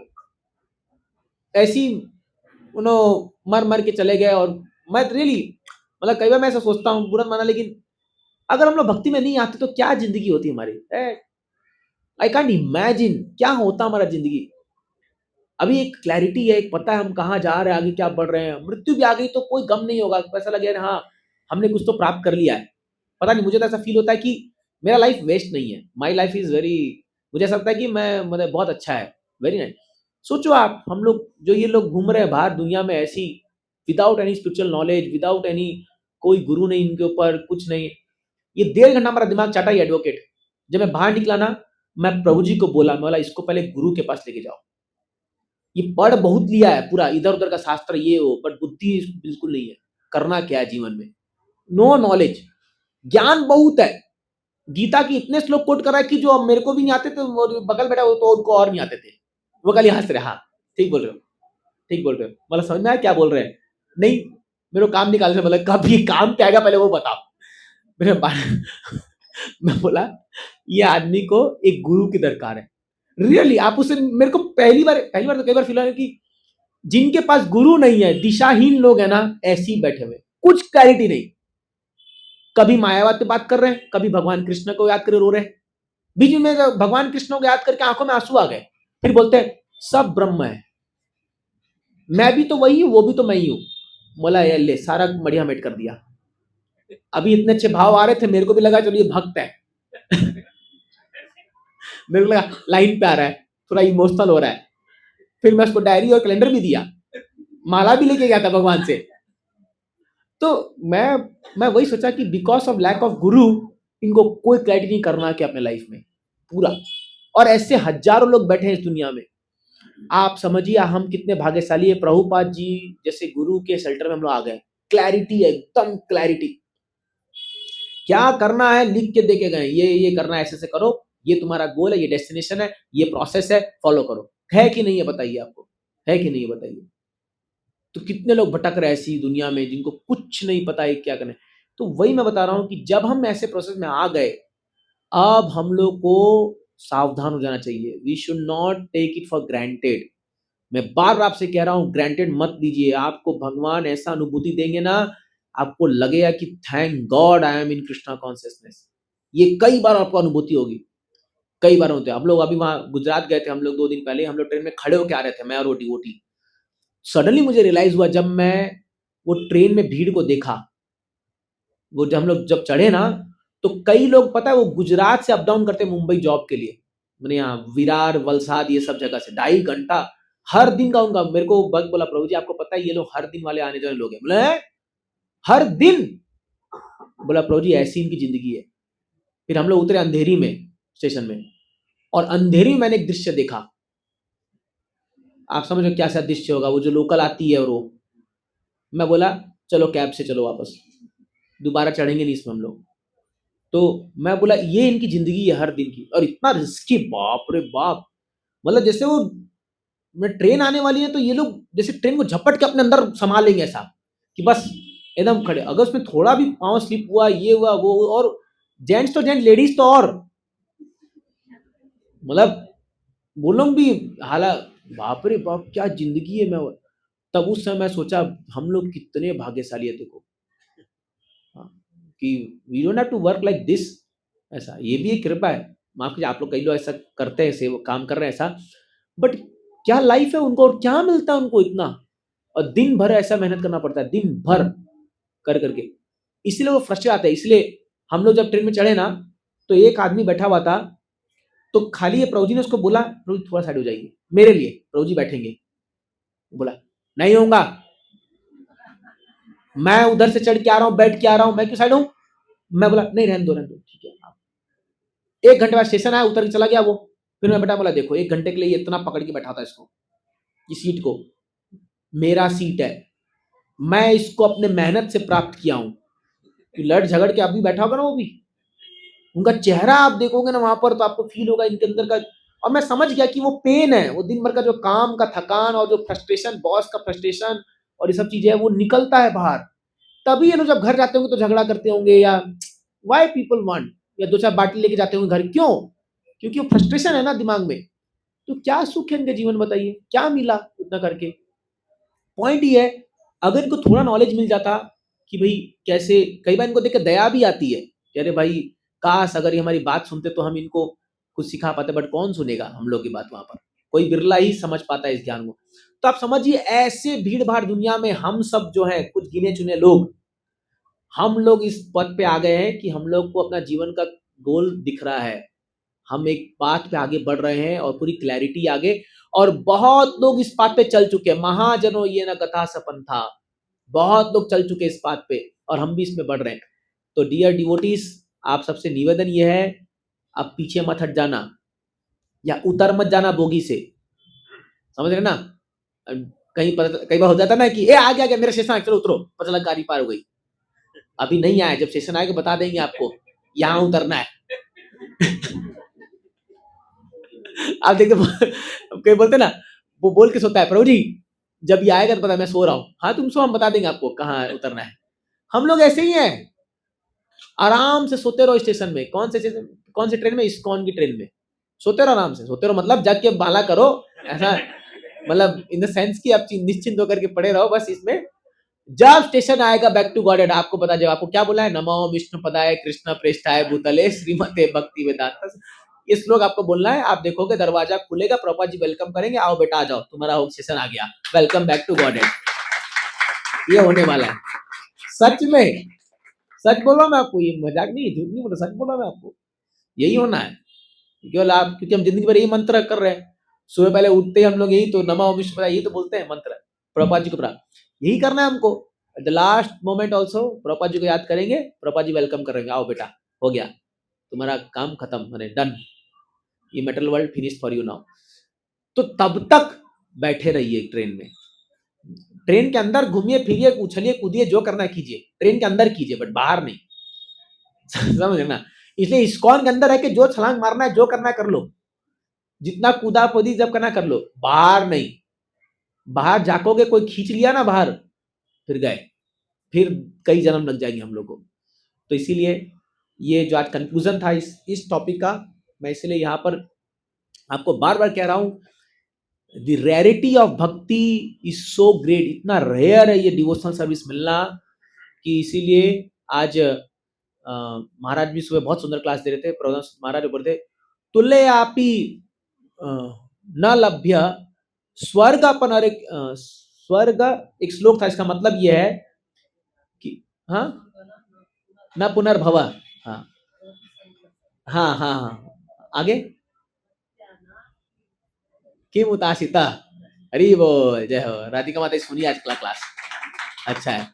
तो बता रहे हैं तुले नापी न लवे मात्र, आप एक डिवोटी एसोसिएशन जो है, भक्ति संगत संगस्य, भक्तों का संग इतना वैल्यूएबल है कि आप उसको तुलना नहीं कर सकते किससे, स्वर्ग लोक से। आप स्वर्ग लोक से भी उसकी तुलना नहीं कर सकते हो।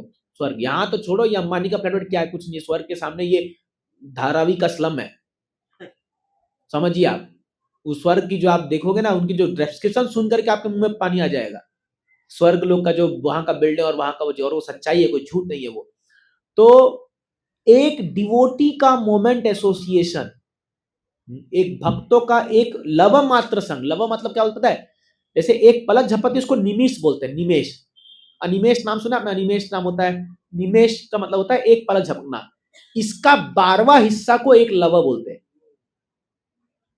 ये श्लोक आपने सुना होगा, साधु संग सर्व शास्त्र कहे, लव मात्र साधु संग सर्व सिद्धि होए। लव तो बताते हैं कि एक लव का जो संग है साधु के साथ, उसकी तुलना स्वर्ग लोक से भी आप नहीं कर सकते हो, इतना वैल्यूएबल है वो। तो ये मर्त्य लोक में जो लोग रह रहे हैं, उनकी जो उपलब्धि है उसका काउंट ही क्या करना, इतना वैल्यूएबल है ये एक मोमेंट है। और समझिए आप लोग को कितने सारे भक्तों का संग मिल रहा है कि नहीं मिल रहा है, सब इतने सारे डिवोटीज यहाँ बैठे हुए हैं। हाउ फॉर्चुनेट वी आर, कितना हमारा सौभाग्य, समझिए इस बात को।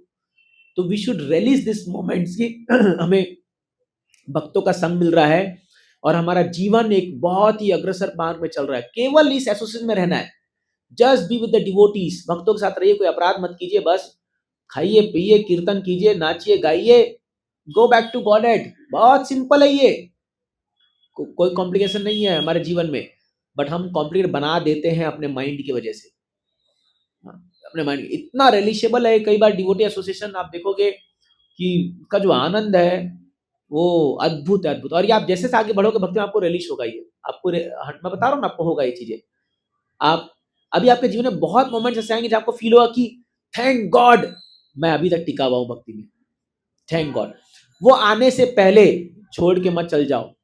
इसलिए कई बार जब कोई भक्त छोड़ के आता है ना, हमको बहुत पेन होता है, ये बीच में चला गया कई लोग। इसलिए कई बार जब कोई डिवोटीज भक्त बनते हैं फिर वो रास्ते में छोड़ देते हैं या कोई कारणवश, तो अब हम कुछ कर नहीं सकते, बट मन में बहुत दुख होता है। अच्छा खासा भक्ति कर रहा था, सम अदर माया के चंगुल में आकर के या कोई कारण, हम तो छोड़ी, प्रभुपाद जी रोते थे, आपको पता है, श्रील प्रभुपाद जी रोए मैं अपने भक्तों के लिए। जब कोई डिवोटी छोड़ देता चल जाता था तो प्रभुपाद जी रो देते थे, कि उनका आंखों से आंसू गिरता था कि ये भक्त चला गया, ये भक्त। आपको एक एग्जाम्पल देता हूँ, श्रील प्रभुपाद जी गुरु महाराज श्रील भक्ति सिद्धांत ठाकुर, उनके मठ में एक डिवोटी था, कोई बड़ा महान डिवोटी नहीं, कोई बड़ा प्रचारक, कोई बड़ा वो नहीं, सिंपल एक डिवोटी जो अपना बस मंगल आरती आया, माला जप किया, थोड़ा बहुत सेवा कर लिया। तो उस समय एक मंदिर का उद्घाटन था और शिला भक्ति ठाकुर जी 64 मठ खोले थे। मैं किनकी बात कर रहा हूं पता आपको, शिला प्रभुपाद जी के गुरु महाराज की बात। तो वो आए और वो सब भक्तों से मिल रहे थे और कल मंदिर का उद्घाटन है और सब भक्त लोग को मिल रहे, तो भक्त लोग को पूछे कि वो भक्त नहीं दिख रहा, तो बोले कौन, तो बोले वो ऐसा है ना, एक सिंपल सा, उसका ऐसा नाम हम कुछ बताए, तो बोले महाराज वो भक्त चला गया छोड़ करके मठ।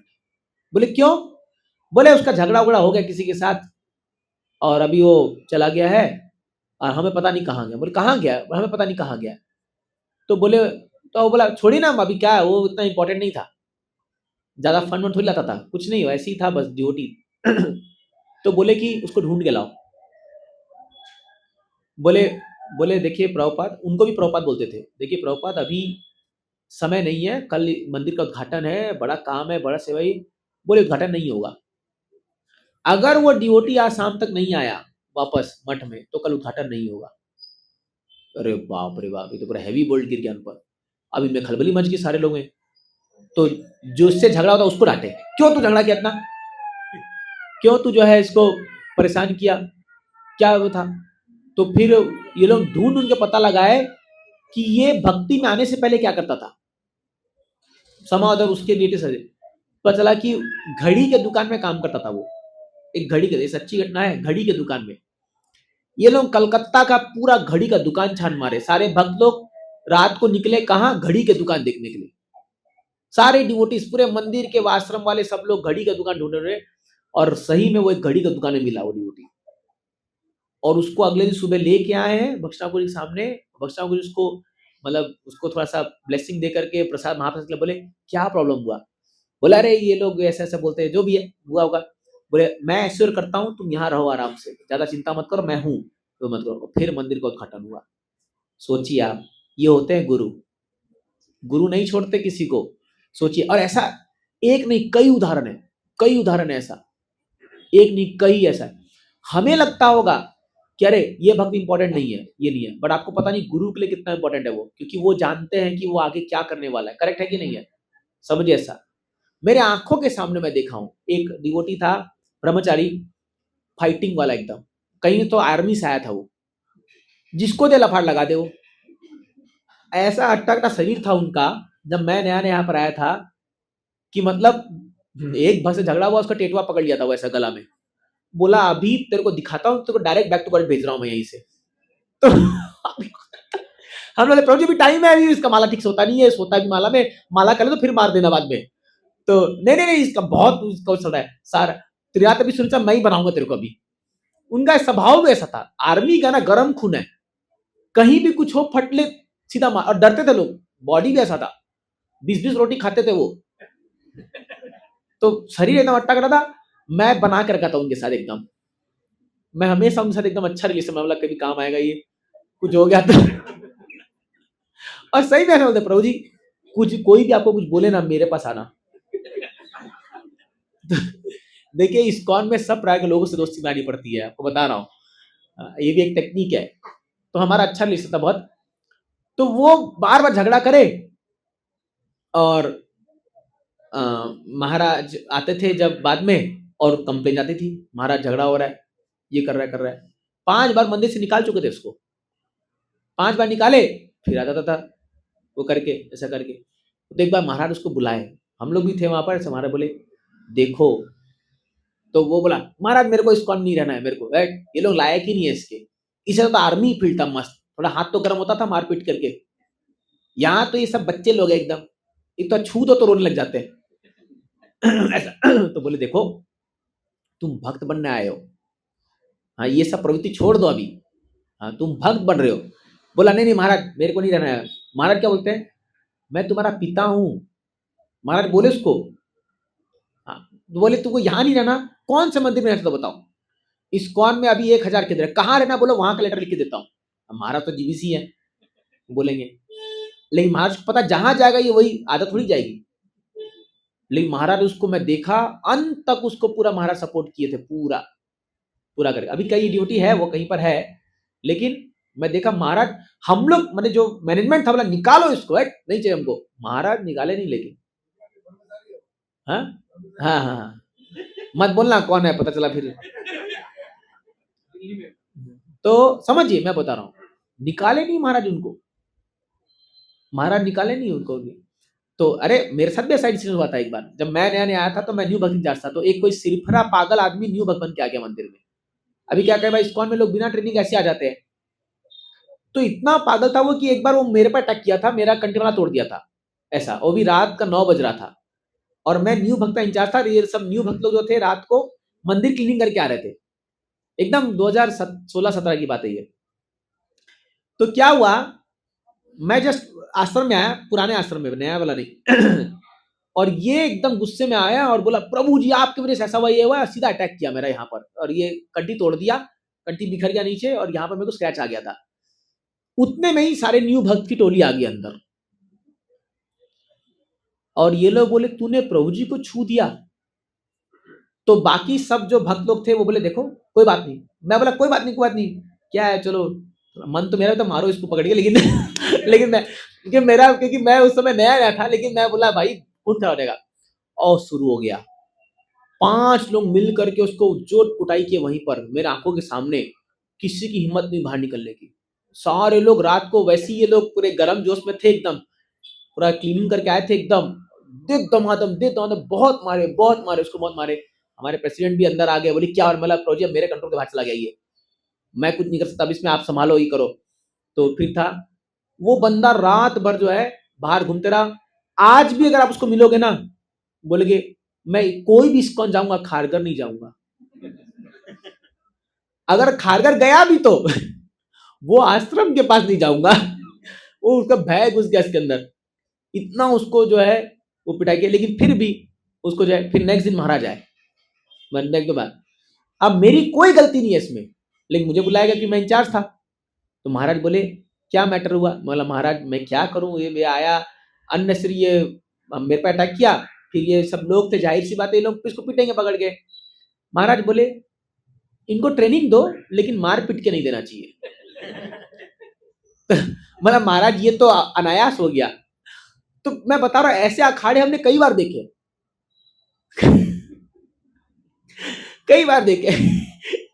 एक भक्त जो है वो सब्जी काट रहा था ऐसे, वो खड़गा से, ठीक है, कोई आया, अभी की माने उसी को लेके पूरा मंदिर घुमा रहा है उसको। ये आगे पीछे रहा, ये पीछे भाग रहा है उसके, पूरा 4 परिक्रमा लग गई मंदिर की हो, बचाओ बचाओ बचाओ बचाओ, ये मारा। मैं अरे क्या चल रहा है यहाँ पर, हम लोग नए नए आए थे उस समय। बोले ये तो अभी ट्रेलर है। ऐसे चीजें होती है, मैं आपको बता रहा हूं। तो डिवोटी लाइफ में सब कुछ के लिए तैयार हो जाइए। डोंट थिंक कि अभी हम मन आ गया भक्ति में तो अब सब बस शांति, बस शांति। No no no no no, आप समझिए एक बात, कृष्ण जब तक वृंदावन नहीं आए थे तब तक एक भी राक्षस आया था क्या? एक भी डीमन आया था वहां पर वृंदावन में? सब शांत था।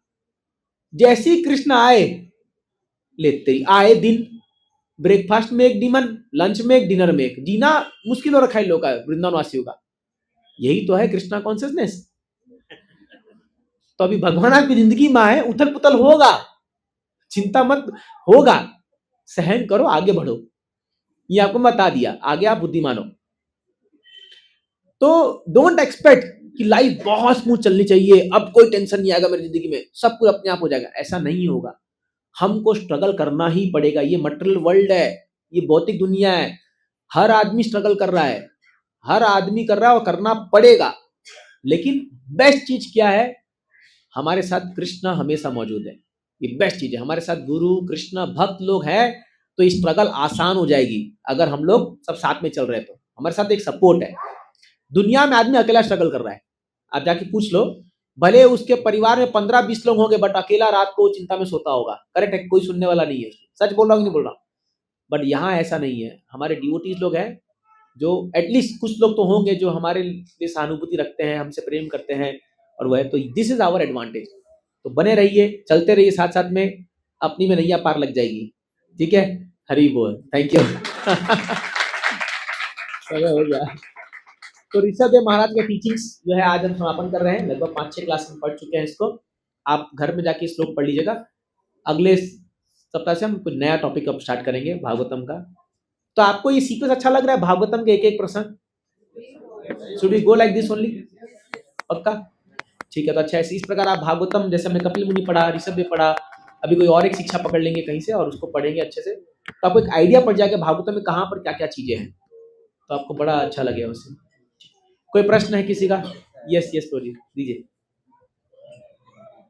रोज 2 छोटे से प्रश्न है। एक, जैसा आपने ट्रेन वाला एग्जांपल दिया, हाँ। ये हम लोग मतलब मुंबई नवी में हम लोग रोज देखते हैं लोगों की सिचुएशन। तो क्या ये पूर्व जन्म के कर्म के हिसाब से हम अपनी आज की जिंदगी जीते हैं? जैसे कुछ लोग बड़े सुकून से है, हाँ। जैसे फॉर एग्जांपल आप लोगों का, आप सब में हो, लाइफ एकदम पीसफुल है, और वही दुनिया स्ट्रगल कर रही है। तो क्या ये हमारे पूर्व जन्म से आता है? ये एक प्रश्न है। दूसरा, आपने दान की जैसे बात करी कि लाख काम छोड़ के आप दान करो। हाँ। अब दान किसे करें? Who is eligible? किसको दूं मैं? Correct correct. अब जैसे मैं ड्राइव करके जाता हूँ, खारघर का पहला सिग्नल मिलेगा, हाँ 4 फेक भिखारी आ जाएंगे हाँ वहाँ पे। हाँ, अब वैसे मतलब we just show them away. Correct तो हु इज एलिजिबल? किसे दान करें? करेक्ट ये करेक्ट। मेरे 2 प्रश्न तो हैं। ये प्रोजी पूछ रहे हैं कि ये तो सच है कि पूर्व जन्म के कर्म जो है वही हम लोग को इस जन्म में प्रेरित करते हैं, ये बात सच है। क्या है ऐसा कि एक व्यक्ति को इतना टूसन टूस वो लटक करके जाना पड़ रहा है अपनी जिंदगी को जोखिम में डाल करके, और एक आदमी बढ़िया ड्राइवर के सीट के पीछे बैठ के कार में जा रहा है एसी में करते हुए? ये कर्मा है, ये तो फॉर श्योर है, कर्मा है। कर्मा आप अगर नहीं भी चाहोगे तो भी आपके ऊपर वो चीज आएगी। जैसे जब हम लोग अब एक प्रकार से देखा तो हम 9 एकड़ जमीन में एकदम ऑपुलेंट लाइफ में रह रहे हैं, एक प्रकार से देखोगे तो। हालांकि ठीक है हम लोग भगवान के सेवा में लगे हैं, बट हम लोग कभी सोचा नहीं था कि ऐसा हम लोग को वो मिलेगा, लेकिन ये कर्मा का फल है। तो आपके जो मटेरियल कर्मा जो चीजें हैं वो आपको इन्फ्लुएंस करेंगे 100%। आप कहाँ जॉब करोगे, फैमिली लाइफ कैसा होगा, कितना आपको सुकून मिलेगा, everything is counted for, everything is counted for. तो ये तो फॉर श्योर है अपना कर्मा। इसीलिए तो अभी हम लोग को फ्रेश कर्मा नहीं बनाना है। जब भक्ति कर रहे हैं we are all together vanishing our karma. हम कर्मा का पूरा कॉन्सेप्ट ही खत्म कर रहे हैं अभी। कर्मानि निर्दहति किंतु च भक्ति बाजम, कर्म को जला के भस्म कर दे रहे हम लोग बाय डिवोशनल सर्विस। एक ही चीज को रोक सकता है, ये तो फिर कर्मा करेंगे।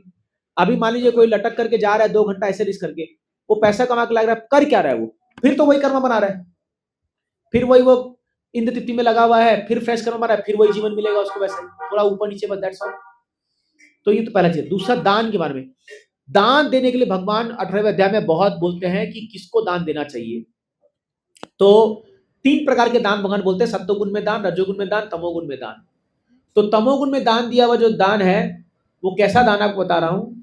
जैसे आप एक बोतल शराब खरीद के लाए हो और बगल में एक आदमी आके बैठा, बोला ले भाई तू भी पी ले, आज मेरी तरफ से शराब तेरे को दान में, ये पार्टी। ये है तमोगुण का दान, जो ना दूसरे का हित कर रहा है, हाँ, और उसको और खुद भी तमोगुण में, दूसरों को तमोगुण में। एक एग्जांपल दिया आपको। रजोगुण का दान क्या है? प्रतिष्ठा के लिए किया हुआ दान, हाँ, जहां पर आप किसी मंदिर में फैन डोनेट करते हो और तीनों पंखड़ी में आपका नाम लिखा है, बोले इसको चलाओ मत क्योंकि मेरा नाम दिख रहा है। चलेगा तो नाम भी दिखेगा, समझना। ये है रजोगुण दान।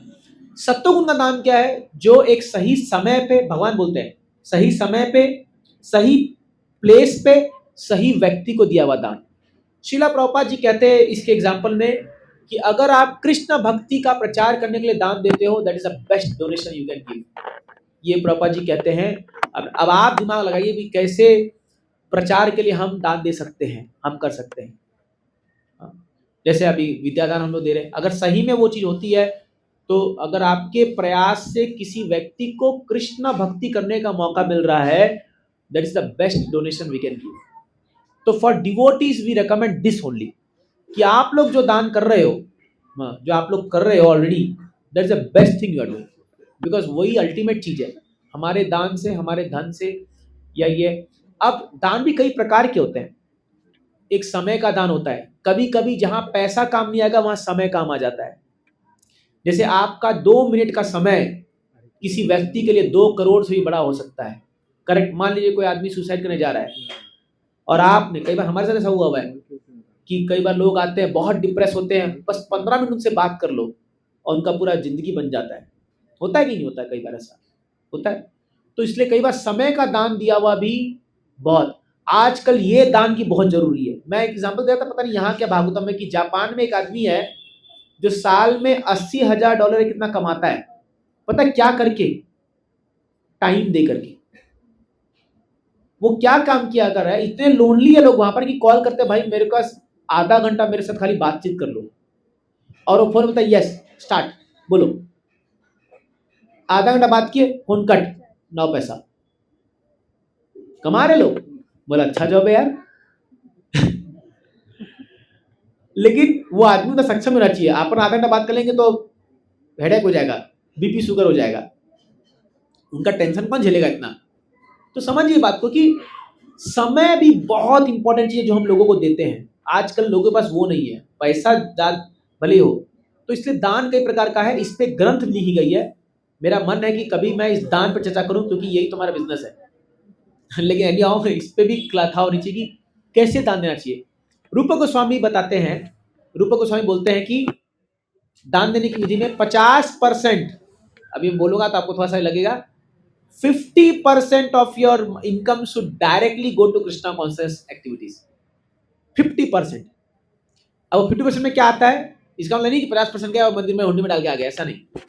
उसमें जैसे आप यात्रा जा रहे हो, आप प्रसाद घर में बना रहे हो ठाकुर जी के लिए, उनके लिए कपड़े ला रहे हो, भोगा ला रहे हो, ये कर रहे हो, जो भी आप कृष्णा एक्टिविटी करते हो सब इंक्लूडेड उसके अंदर है। And that also depends on कौन कितना कमाता है। अब एक आदमी 50,000 कमा रहा है, 25,000 यहाँ ही दे दिया तो घर का रेंट नहीं निकाल पाएगा। कौन, मान लो कोई कमा रहा है 10 लाख और वो 5 लाख दे रहा है, तो समझ में आ रहा है 5 लाख तो है तुम्हारे पास जीने के लिए, करेक्ट है कि नहीं है? तो अपने अपने उसके हिसाब से 25% बोलते हैं वो, 50% बोला उन्होंने पूरा कृष्णा कॉन्शियस, 25% रिलेटिव्स और ये इमरजेंसी के लिए, 25% अपने रिलेटिव बाकी लोग के लिए, परिवारजनों के लिए, और 25% इमरजेंसी के लिए। ये उनका बाइफर्केशन था रूपा गोस्वामी का, क्योंकि जब वो पूरा सब छोड़ के आए थे तब उन्होंने ऐसा डिविजन किया था। बट उनके पास एक बोट गोल्ड कॉइन था, तो भाई अगर आधा बोट भी दे दिया तो आधा तो है, तो इसलिए ये अलग मैटर है। बट यस, गृहस्थों के लिए दान उनका बहुत बड़ा धर्म है। इस कलयुग में नाम संकीर्तन के बाद यदि कोई युग धर्म है वो है दान देना। मैं इस पे एक लेक्चर सुना, बहुत अच्छा था, मैं कभी आपको इस पे क्लास दूंगा, क्यों दान देना चाहिए, बहुत इंपॉर्टेंट है, खासकर गृहस्थों के लिए बहुत इंपॉर्टेंट है। अब वो आपका अपना मत है, कैसे आप इसको करते हो आगे, वो आपका अपना चॉइस है, लेकिन हमको पैसा बचाना चाहिए कि भगवान के कार्य में पैसा हमारा लगे, इससे शुद्धिकरण होगा आपका धन का, आपके मन का। और जो लोग रेगुलरली डोनेट करते हैं ना, आप देखना उनका, क्योंकि धर्मो रक्षति रक्षिता, वो धर्म की रक्षा कर रहे हैं, उनको वापस आएगा, 100% आएगा, वो 100% आता है। तो बाकी डिटेल बाद में फिर बताऊं कभी, आई थिंक। यस, बोलिए बोलिए बोलिए। यही अभी हरे कृष्ण प्रभु जी, जो दान के बारे में अपनी बात चल रही है उसमें अभी ये नेत्र दान, रक्तदान, No, ये जो not इसके बारे में required. शास्त्र क्या No, कहता no, है? no, not for devotees. No, devotee should not do that. हमारा शरीर जो है ये हमारी संपत्ति नहीं होती है। आप जब दीक्षा लेते हो शरीर गुरु की संपत्ति हो जाती है, तो आप अपने शरीर का दान नहीं दे सकते, समझ रहे आप, बिना गुरु की आज्ञा के। गुरु जी बोलेंगे मेरा शरीर का एक एक अंग काट लो, ले जाओ, कोई दिक्कत नहीं है, but not without his permission. Sanatana Goswami अपने शरीर को खत्म करने जा रहे थे, याद है फर्स्ट टाइम आपको जगन्नाथपुरी में रथ यात्रा में चैतन्य महाप्रभु आकर के डांटे, बोले क्या सोच रहे हो तुम अपने आप को। बोले उस समय ये श्लोक बोला था कि दीक्षा काले शिष्य करे आत्मसमर्पण, सही काले कृष्ण करे तारे आत्मसमा। दीक्षा के दिन आप गुरु को शरीर दान कर देते हो, बोले you donated your body to the guru. अभी एक दान क्या, वो चीज वापस दान कैसे करोगे, वो मानो मत मानो बात अलग है। But on the day of initiation we donate our body to guru by our free will. भाई गुरु जी ये शरीर आपका है, जैसे यूज करना कर लो, भाव ये होता है। तो फिर गुरु क्या, गुरु बोलते हैं सेवा करो, भगवान की सेवा करो, आदेश देते, जो आदेश देते हैं हम वो करते हैं। तो we devotee should not donate this thing. मतलब अब इसमें दो मत हो सकते हैं, कईयों का और भी ये, अरे हमारा शरीर क्या काम आने वाला है क्या नहीं, but no, what I feel, जो मेरी अंडरस्टैंडिंग है वो ये है कि no, we should not give our body parts and आंख कान, नो, नॉट रिक्वायर्ड। अब एक बात सोचिए, एक बार गुरु महाराज को पूछा गया था, मुझे याद आ रहा है, गुरु महाराज ने बोला आपने नेत्रदान दिया किसी को और वो नेत्र उसकी आंख में लग करके वो गंदी गंदी पिक्चरें देख रहा है, क्या फायदा आपके दान का, समझ रहे बात को। आपने उसको जीवा दे, सब उटंग पटंग खा कर रहा है, आपने अपने शरीर का दान दिया, वो शरीर को लेकर के, जो आपके पार्ट्स लेकर के वो सारी सिंफुल काम कर रहा है, तो फिर उसका रिएक्शन तो आपको ही भुगतना पड़ेगा, क्योंकि आप उसका हिस्सा बने ना। जैसे जब शास्त्र में बताया गया कि कोई अगर मांस खाता है तो उसमें 5 लोगों को रिएक्शन आता है, जो काटा, जो काट के दिया, जो खरीदा, जो पकाया, जो खाया, ऐसे करके 5 लोग इन्वॉल्व है, सब लोग इन्वॉल्व है उसमें। तो कोई भी सिंफुल काम हो रहा है उसमें, जो भी अगर हमारा कोई भी हिस्सा होगा हमको भी अननेसेसरी लेना पड़ेगा उसका, क्यों ये सब करें हम लोग बेकार का, इसलिए we should not go for that. मेरा पर्सनल मत है, बाकी कई लोग डिफर कर सकते हैं इससे, आई एक्सेप्ट दैट। ठीक है, बोलिए प्रवीण पुरी। मंदिर के भी और पर्सनल लाइफ के भी, तो प्रभु जी कभी मतलब ऐसा होता है कि हमको ऐसा लगता है कि बाहर की दुनिया खराब है आपको कभी ऐसा एक्सपीरियंस या ऐसा अनुभव लगा कि बाहर भी यही है या अंदर भी यही है, मतलब सेम काइंड ऑफ अच्छा मतलब मुझे पीपल बात मिलते बताइए, हैं प्रभु जी, अंदर जो लोग आए वो कहाँ से आए? बाहर से ही आए हैं प्रभु तो जी। फिर जब बाहर के लोग ही अंदर आए तो बाहर वाले काम करेंगे ना। करेक्ट प्रभु जी। हम डिफरेंशिएट क्यों कर रहे हैं बाहर अंदर बाहर अंदर? नहीं प्रभु जी, एक मैंने स्टेटमेंट सुना था प्रभुपाद जी का, उन्होंने कहा था कि surrender yourself but do not surrender your intelligence. हाँ करेक्ट है, एकदम करेक्ट है। तो आज वो बुद्धि बोल के मैं आपके सामने बैठा हूं ना, अगर उसे मेरी बुद्धि मत मारी जाती तो मैं बोलता मेरे को अटैक किया, मेरे को नहीं जाना इस्कॉन में। इस्कॉन में ऐसा होता है, इस्कॉन में ऐसा नहीं होता। करेक्ट। वो एक आदमी गलत आ गया, वो आ गया तो उसकी वजह से हुआ। अगर मैं उस छोटे से व्यक्ति की वजह से मेरा भक्ति खराब करूंगा तो मैं बेवकूफ हूँ। करेक्ट। मेरे को दुनिया का इतना बड़ा चीज मेरे सामने है भक्ति, छोटी मोटी चीजों के लिए अगर मैं अपनी भक्ति को दांव पे लगा दूंगा तो आई एम फूल नंबर 1। सी प्रभु जी, आपके सामने सर्कमस्टेंसेस आएंगे, लोग आएंगे ही आएंगे, but what you value most, आप अपनी बहुत वैल्यूबल चीज को किसी व्यक्ति की हरकतों पे आप न्यौछावर थोड़ी कर दोगे। मेरी बात आप समझ रहे हो? जो चीज आपकी जिंदगी में बहुत वैल्यू रखती है, तो अगर आपकी जिंदगी में आपकी भक्ति बहुत वैल्यूबल है तो छोटे मोटे बात पर और छोटी चीजों पर आप अपना लाइफ आप खराब थोड़ी करोगे। तो और जो लोग ने वो करने का प्रयास किया वो लोग आज भक्ति में नहीं है, दे लेफ्ट एवरीथिंग। करेक्ट। और अगर कोई इस्कॉन को गाली देता है कि इस्कॉन में ऐसा होता ही होता है, नहीं मैं इस्कॉन इन नहीं, जनरल मैं नहीं, बता रहा बाकी हूँ। किसी भी मतलब हर कहीं जगह पर होता भी है, हो, क्योंकि हर जगह ऐसा हर होता जगह है। है, कहीं पर भी हर है। जगह bro। बट प्रभा जी ये बताते हैं कि जब बाहर के ही लोग यहाँ अंदर आ रहे हैं, इस्कॉन में तो कोई लोग टपके नहीं गोलोक वृंदावन से, सब तो बाहर से ही आए। और ये हॉस्पिटल के समान है। जब आप हॉस्पिटल जाते हो, हमेशा याद रखिए, इस्कॉन कभी आप याद देना तो इस्कॉन एक हॉस्पिटल भी है, एक इंस्टीट्यूशन भी है, एक जेल भी है, और सारी चीज जो आप देखते हो दुनिया में वो सब कुछ है। मैं आपको प्रूफ कर दूंगा कैसे हॉस्पिटल है। आप जो हॉस्पिटल जाते हो, आप देखते हो कैश काउंटर पर कोई अपना पेमेंट करके बाहर निकल रहा है, कोई ठीक होकर के निकल रहा है एकदम बाहर। ये लोग कौन है? परमहंस डिवोटी, जो लोग इस्कॉन में आए भक्ति के ठीक होकर भगवतम जा रहे हैं। ठीक है, फिर आप अंदर गए, कोई एडमिट है, ठीक है, कि इसका टांग लटका हुआ है, टूटा हुआ है, कोई एक टांग पे चल रहा है। ये आप देखोगे जो भी आधे सुधर हो गए और आधे बाकी है अभी। समझ, सेमी डिओटी है, मतलब कभी अच्छा व्यवहार करता है, कभी बुरा व्यवहार करता है। कई लोग आप देखोगे almost on the verge of ठीक हो रहे, एकदम हो गए, मतलब बस ये 1-2 दिन डॉक्टर रखता है ठीक होने के बाद भी कि ऑब्जर्व करने के लिए। ये लोग पूरे ठीक हुए डिओटी है, जो हमारे गुरु महाराज सन्यासी लोग हैं, जो एक कंपैरिजन ठीक हो गए, बस अब वेट कर रहे का भगवान बुलावा आएगा, बाय बाय। तो ऐसे कर, और कुछ लोग नए एडमिट हो रहे हैं। आप देखो कुछ लोग अभी जा रहे हैं, अभी उसका ब्लड लिया जा रहा है, उसका टांग में प्लास्टर होगा, कल उसका सर्जरी है, ये है। तो हो सकता है हम सब लोग हैं जो भी आए हैं, अभी चल रहा है ट्रीटमेंट, चल रहा है हम लोग का। अब ट्रीटमेंट में भी किसी का सीवियर सर्जरी है, किसी का छोटा मोटा में काम हो जाता है। तो यहाँ जो लोग आते हैं उनका किस लोग का 2-4 लेक्चर सुनने में ठीक हो जाते हैं वो लोग। कुछ लोग हैं जो जब तक 2-4 बार पिटेंगे नहीं, थोड़े से 2-4 बार मंदिर से निकालेंगे नहीं, उनको बज्जती नहीं होगी, तब तक इनके होश ठिकाने नहीं आते। हर कैटेगरी के पेशेंट है, समझिए। तो आपको किससे डील करना है, ये आपका चॉइस है, ये आपका चॉइस है। तो क्या है, we have to be very considerate and careful that हम किससे एसोसिएट कर रहे हैं, ये तो हमारा चॉइस है ना। आप अगर जाकर के भी बैठोगे ऐसे व्यक्ति के साथ जो अभी जस्ट मटेरियल वर्ल्ड से पूरा एकदम फ्रेश सारा गंदगी लेके आया है, और आप पर वो डंप करेगा और आप बोलोगे oh I had a very good association of devotee in ISKCON. What kind of devotee, क्या सिखाया वो आपको? गार्बेज डाला आपके अंदर वो। तो ऐसे ये हॉस्पिटल है, तो यहां पर हर प्रकार के लोग आपको मिलेंगे। आपको चूज करना है whom you want to associate. If you are very good fortunate, you will associate some devotees जो को देख करके आपको लगेगा कि यार, मैं आपको एग्जाम्पल, जैसे अभी 1 तारीख को यहाँ कई भक्त लोग आए, ठीक है, 1 तारीख को तो एक फैमिली आया, मैं आपको एग्जाम्पल बताता हूँ। एक फैमिली आया, अब शू काउंटर पे बहुत भीड़ थी, बहुत ज्यादा भीड़ थी शू काउंटर पे, 1 लाख 2 लाख लोग आए। हमारा जो टेबल लगा वहां पर बुक्स टेबल, एक फैमिली आया और वहां पर एक लड़का खड़ा हुआ था हमारे ग्रुप का, एक युवा ग्रुप का। उसको बोले प्रभु जी हम यहाँ चप्पल उतार दें क्या? तो ये सोचा भाई अच्छा चलो इनका सेवा हो जाएगा, बच्चे हैं ये बोला उतार दीजिए माता जी, कोई दिक्कत नहीं है, उतार के चले गए।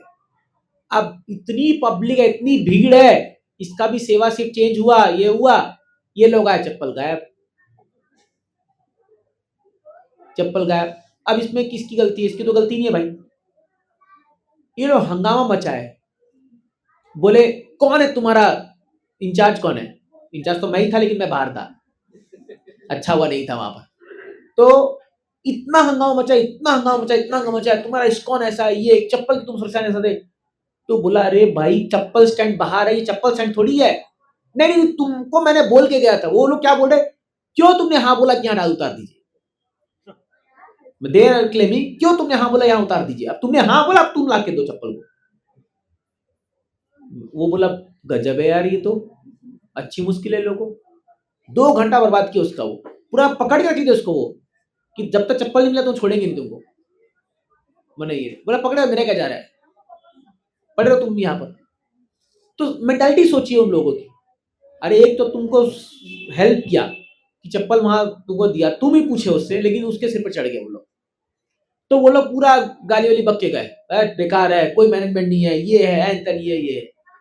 अब वहीं एक फैमिली आता है, दूसरा फैमिली आता है, हाँ, जिनके साथ एक बूढ़ा व्यक्ति था, और वो लाइन पे खड़े हुए थे दर्शन के लिए, बहुत लंबी लाइन लगी हुई थी।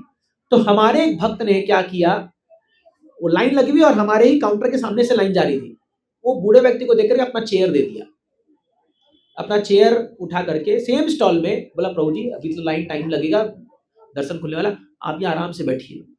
और अंदर से बोतल से पानी ला के पिला दिया। ये लोग दर्शन से करके आए, जो गुणगान कर रहे हैं, क्या टेम्पल है आपका, मान गए इस्कॉन को, क्या डिवोटी होते हैं यहाँ पर, आप लोग तो फरिश्ते हो, आप लोग ये हो, ये 1 घंटा गुणगान करके गया है। ये कभी जिंदगी में तक गुणगान नहीं सुना होगा एक चेयर देने पर। 2 लोग आए सेम स्टॉल में भी सेम व्यक्ति नहीं होगा, लेकिन 2 डिफरेंट एक्सपीरियंस देखा आपने, सेम डे सेम है। अब उनकी किस्मत है वो किससे भिड़े और क्या घटना हुई उनके साथ, समझ में बात को। हम सब ये कर्मा हमारे साथ ऐसा करता है।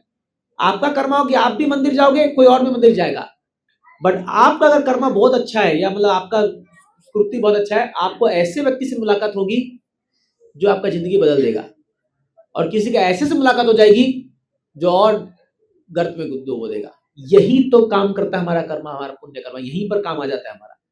इसलिए जब आप जिंदगी में किसी का भला करते हो ना, वो घूम के ऐसे आता है, समझ रहे आप ना। जब आपको दरकार पड़ेगी लोग पहुंच जाएंगे वहां पर करने के लिए। इसलिए कोई लोग सोचते हैं ना कि कुछ हम कुछ अच्छा नहीं करेंगे और एक्सपेक्ट करते हैं कि हमारा अच्छा हो, कैसे अच्छा होगा, कभी नहीं होगा, बिकॉज यू आर नॉट, आपने वो किया ही नहीं ऐसा काम। आप समझे मैं क्या बोल रहा हूँ। तो हर व्यक्ति का डिपेंड करता है उनका एक्सपीरियंस पर, और इसलिए वो रेटिंग करते हैं इसको। इसलिए आप 10 लोग से मिलोगे, 10 लोग में 10 बातें बोलेंगे लोग, और हार्डली इस दुनिया में एक ही आदमी ऐसा मिलेगा जिसका बहुत ही अच्छा एक्सपीरियंस हुआ होगा। क्योंकि क्या करे, मतलब world is like this, very very dangerous place, very dangerous place. इसीलिए आज हम लोग यहाँ पर बैठे सब साथ में भागवतम पढ़ रहे हैं। समझिए हमारे कर्म बहुत अच्छे थे, मतलब हम सब बड़े भाग्यशाली है कि हम बैठ करके प्रभुपाद जी के भागवतम पढ़ रहे हैं। तो लाखों लोग आए, लाखों लोग चले गए, उनको भागवतम का ब भी नहीं आता होगा, समझ रहे आप ना। यही चीजें बोली, ठीक है। अरे थैंक यू। हरे कृष्णा, जय श्रील प्रभुपाद की जय।